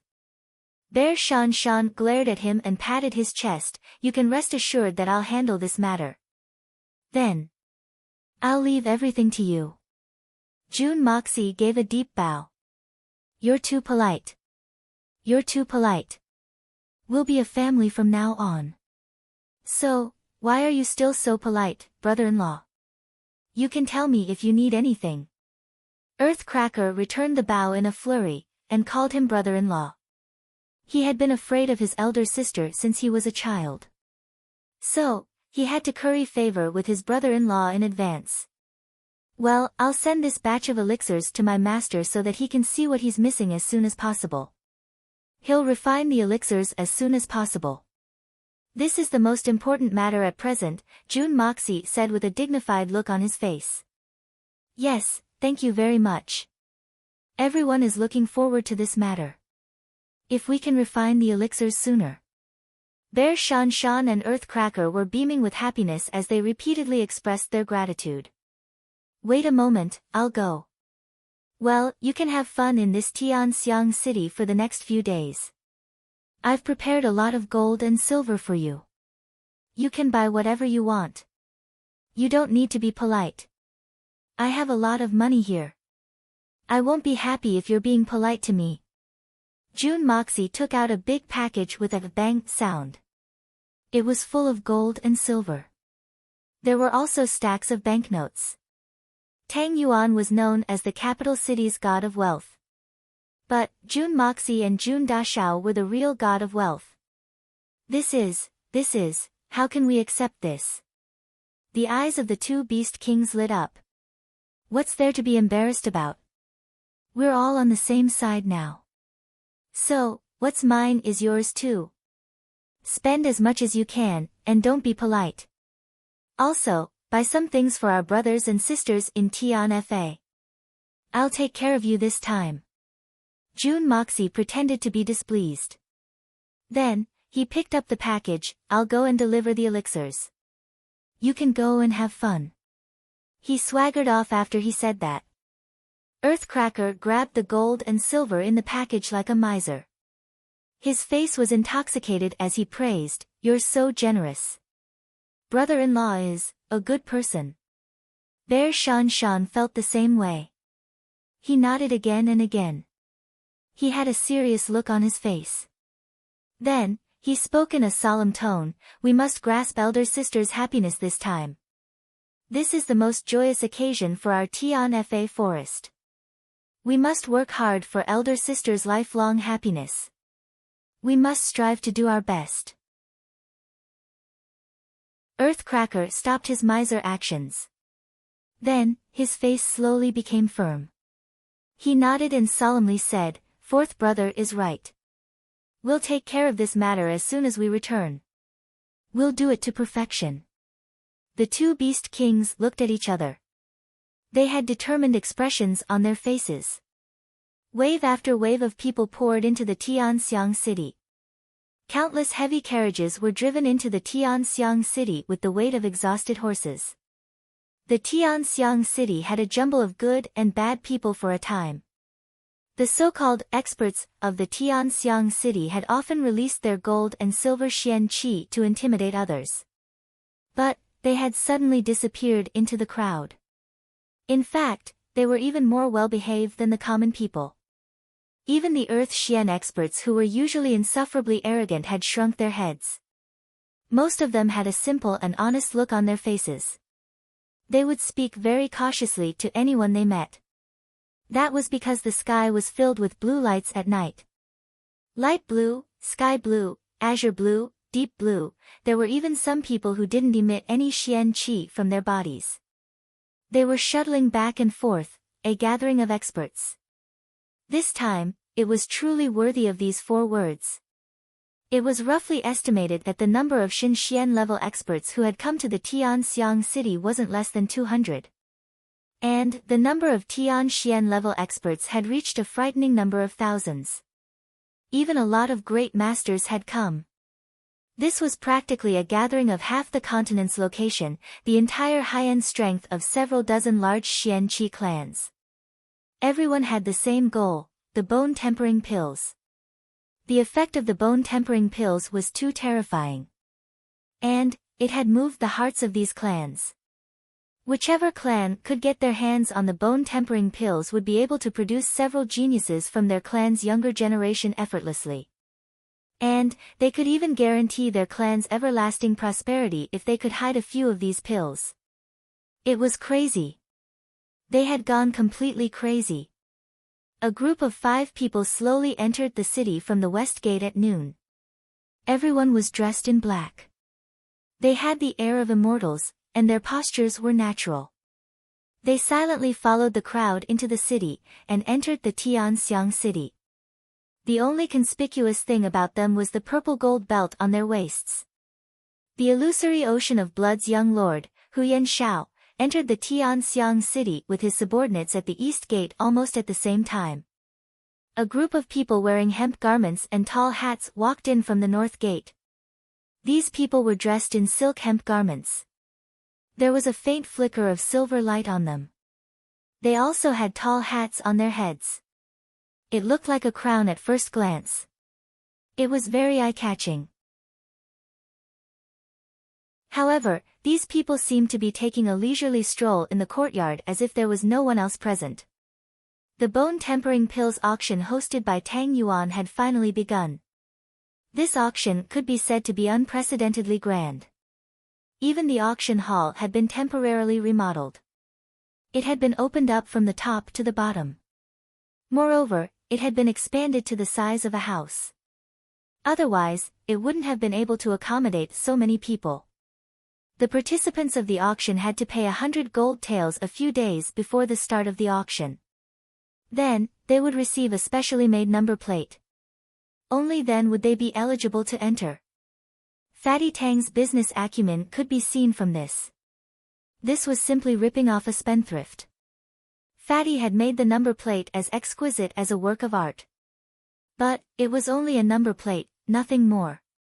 The cost of the number plate was no more than 1 silver tael. Moreover, it required 100 gold taels. Moreover, it would be refunded as soon as one entered the door. However, who among the people who had come to participate in the auction would care about a few hundred gold taels? Therefore, Fatty's first scheme to amass wealth had been declared a success. 100 gold taels for each family might not seem like much to these people. However, the number of people involved was too large. How could Fatty not earn a lot of money when hundreds of families had flocked to this place? So, how could he not be happy? He had earned 60,000-70,000 gold taels from this alone. This was a very frightening number. The Duanmu family and the Sikong family had arrived a few days earlier. They were currently staying at the June residence. Sikong and Yi and Duanmu Chao Fan had arrived. The sun hadn't risen yet the next morning. The sky was overcast. However, the aristocratic hall was already crowded with people. The auction was about to begin. Let's see who gets the flower. Jun Moxie was seated in the aristocratic hall. He was accompanied by 4 great beauties, Mei Xueyan, Guan Qinghan, Qian Sun Serpent Queen, and Dugu Xiaoyi. As for Bear Mountain and Earthcracker, they were with Hai Chen Feng, Song Shang, and the others. In fact, they were acting as security guards. Guan Qinghan didn't want to come out. But, Jun Moxie had dragged her out. Not only did they come out, but the two of them were walking side by side.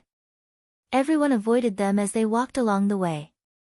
It seemed as if they had seen the god of plague. Surprisingly, there wasn't even the slightest bit of noise. Who would dare to make a sound when they saw Jun Dashao's face? Wouldn't they be tired of living? Therefore, Guan Qinghan had been frightened at first. But, she was now a little nervous. So, her inner demons had been eliminated.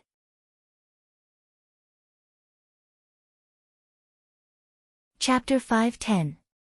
Opposite to June Moxie, Fatty Tang was wiping his sweat with all his might, even though it was a cold day. He was only wearing a thin robe.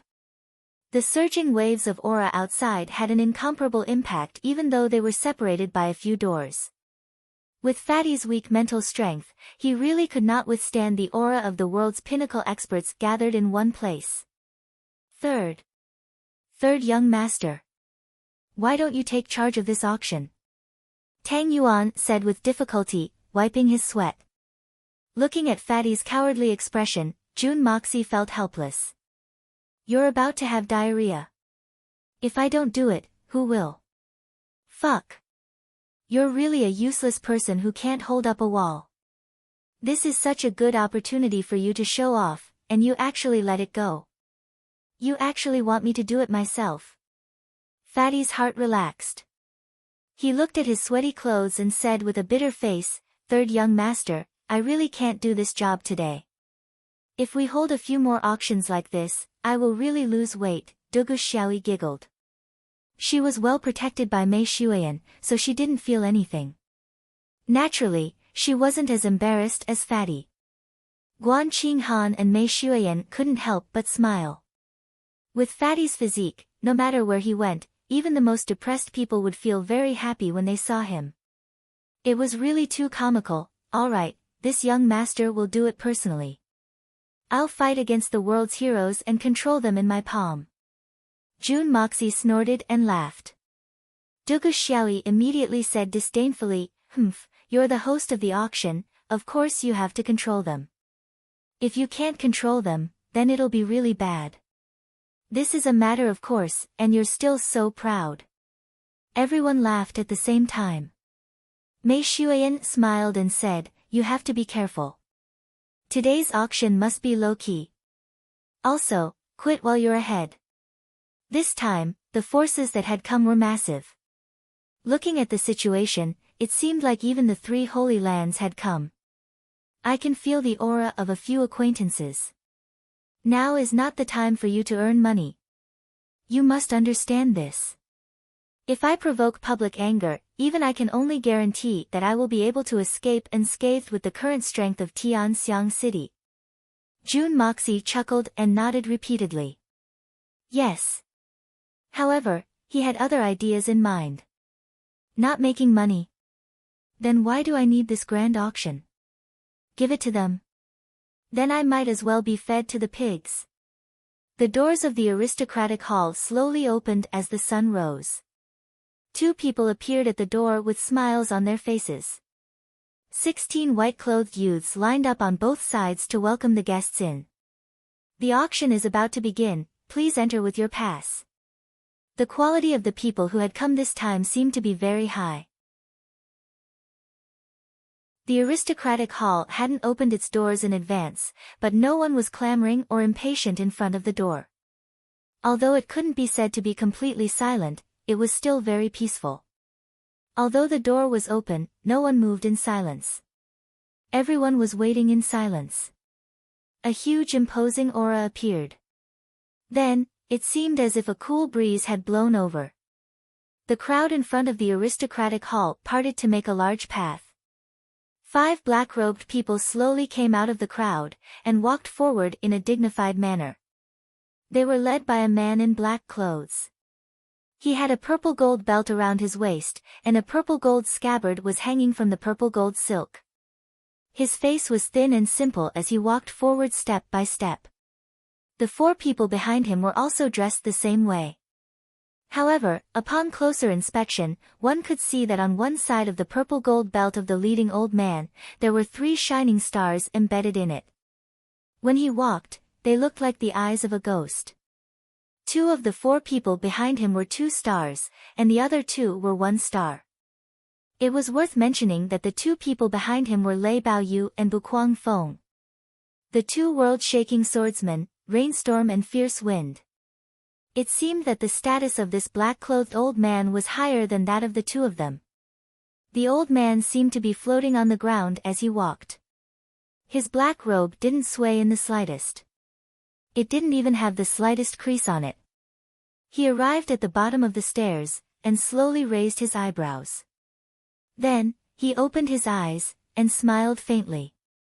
Hai Chen-feng, who was in charge of welcoming the guests, felt his vision darken. He felt as if he was looking at a starry sky the moment his eyes met the old man's. He felt dizzy for a moment. He calmed himself down, and came back to his senses. He looked at the old man again, and found that he had returned to normal. He heard the old man say, "This old man is Hermitage Ning Wuqing. I've come to participate in the auction." He handed over a sign after he finished speaking. It was in accordance with the rules of the aristocratic hall. Hai Chen-feng hadn't heard of this name. However, he knew that this old man wasn't a simple person. In fact, he was even more formidable than his master, Meng Hongchen. He calmly took the sign, and cupped his hands in obeisance. "Senior, please come in." A young man dressed in white came out from behind him, and led the 5 people inside. On the upper floor of the aristocratic hall, Mei Xuan sighed and said, "This man is Hermitage's 3 stars purple golden law protector, Ning Wuqing." She softly exhaled, and said faintly, "The heavens have no virtue, and the earth has no righteousness. Ning Wuqing is not merciful." Jun Moxie's eyes lit up, and he said, "That's a good name." Mei Xuan said in a low voice, "This man used to be a scholar. His original name was Ning Duanru, but he was a brilliant man. His beloved woman was humiliated by a disciple of a big family in his hometown. Ning Duanru cried for help, but the heavens didn't respond. She hung herself from a beam, and his temperament changed drastically. He changed his name to Ning Wuqing, and abandoned his studies to practice swordsmanship. After 15 years, he succeeded in practicing swordsmanship. His hometown's Xian family had more than 700 people, and they were all killed by him. Not even a single mouse managed to escape. Then, with a sweep of his sword, he dominated the world for 90 years. Anyone who did evil, even if they only stole a chicken, would be beheaded if they fell into his hands. His actions were extremely ruthless. He never married, and grew old alone. Later, he joined the Hermitage, and I didn't expect that he would become a 3 stars purple golden law protector. Even in the Hermitage, he would be considered one of the top figures. Killing to my heart's content.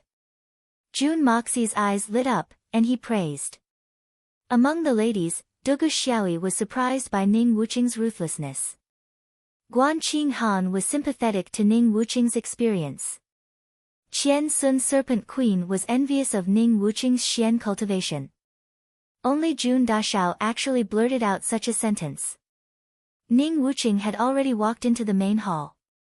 When Jun Moxie said, "Killing to my heart's content," he suddenly raised his head and looked upstairs. This glance seemed to have crossed time and space, separated by a few walls. It was like a bolt of lightning in the dark, turned into a sword aura, and pierced Jun Moxie's face. Jun Moxie actually felt a stinging pain on his face. This gaze clearly didn't have any malicious intent, but it was a show of strength. With Jun Moxie's current cultivation at the peak of Tianxian, he actually had such a real sense of touch. Jun Moxie's heart was filled with warning signs. Then, the few people from the Hermitage sat down. They sat in the first row, in the first position. The 5 of them sat at the same time, and didn't say a word. At this moment, if someone closed his eyes to sense, he would definitely find that the main hall seemed to be empty. The 5 of them seemed to have melted into the air together. Qian Sun Serpent Queen exhaled and murmured, 2 of them have the cultivation of the supreme martial artist, and the other 3 are all supreme martial artists. Big sister, when did the Hermitage's strength become so strong? Of course, everyone understood what Qian Sun meant. This was just an auction, yet the elusive world of immortals had casually sent 5 people, and all of them were such peerless super experts. Then, how much more did the Hermitage have? The Hermitage must be trying to use this as a deterrent. However, the Hermitage's strength is indeed much higher than the others. Mei Xuyan's expression was a little solemn, and she sighed, "The main thing is that the Xian beasts. The bottleneck is too difficult to break through. As she said that, she looked at June Moxie with ardent expectations. June Moxie smiled and said, "As long as you marry me, everything can be discussed." "Get lost," the four women said at the same time, "in your dreams." June Moxie shrank his head. After the hermitage, 5 people wearing hemp garments and tall hats walked over expressionlessly. The leader of the group was extremely skinny, and the large hemp garments on his body made him look like a hemp stick. He didn't look old or young, and it was difficult to judge his age. However, his face looked like the skin of an old eggplant that had been stirred in a blender for half a day, and then hung out to dry for a year. It was as if he had experienced the vicissitudes of life. The 5 people were similar to the people of the hermitage, and it was difficult to tell who was better or worse looking at their clothes. However, if one looked closely, they would discover that the person in the lead had 3 golden threads on his collar, and 3 golden swords were embroidered on one side. The others, however, had 2 each. The man who looked like a hemp stick arrived in front of Hai Chen-feng, and said in a deep voice, "Ma Jiangming of the Great Golden City has come to pay a visit." Hai Chen-feng didn't dare to neglect him, and put away the sign. Then, he respectfully said, "Please come in. This man is called Ma Jiangming, and he's a first-class expert of the Great Golden City. Don't be fooled by his comical appearance, he's an extremely frightening person." Mei Xuan knew that June Moxie wouldn't recognize him, and so she introduced him one by one. "Mahjong name? That's a good name." June Moxie couldn't help but laugh, but, isn't this guy's face a bit too full of vicissitudes? He looked at Tang Yuan, and stroked his chin as he said, "Tang Dashao's physique can be divided into at least 20 Ma Jiangmings, the contrast is very clear." Tang Yuan didn't know whether to laugh or cry. Everyone burst into laughter. His father was a gambling addict. He gave his son this name on purpose. Mei Xuan smiled faintly and said, "But, you're right about one thing. This man's nickname was full of vicissitudes. His face is full of vicissitudes, but his heart isn't old. His smile is full of daggers. This is Ma Jiangming. He's from the same era as Ning Wuqing. Elder sister, why is his nickname full of vicissitudes?" Dugu Xiaoyi had unwittingly started to call her elder sister like the Qian Sun Serpent Queen. "That's because, his face has been full of vicissitudes since the day he was born." Mei Xuan couldn't help but laugh, he was born with this face of an old man. Everyone roared with laughter. However, this man's life was very rough. His parents died when he was very young, and he couldn't make a living. So, he sold himself to a brothel, and became a servant.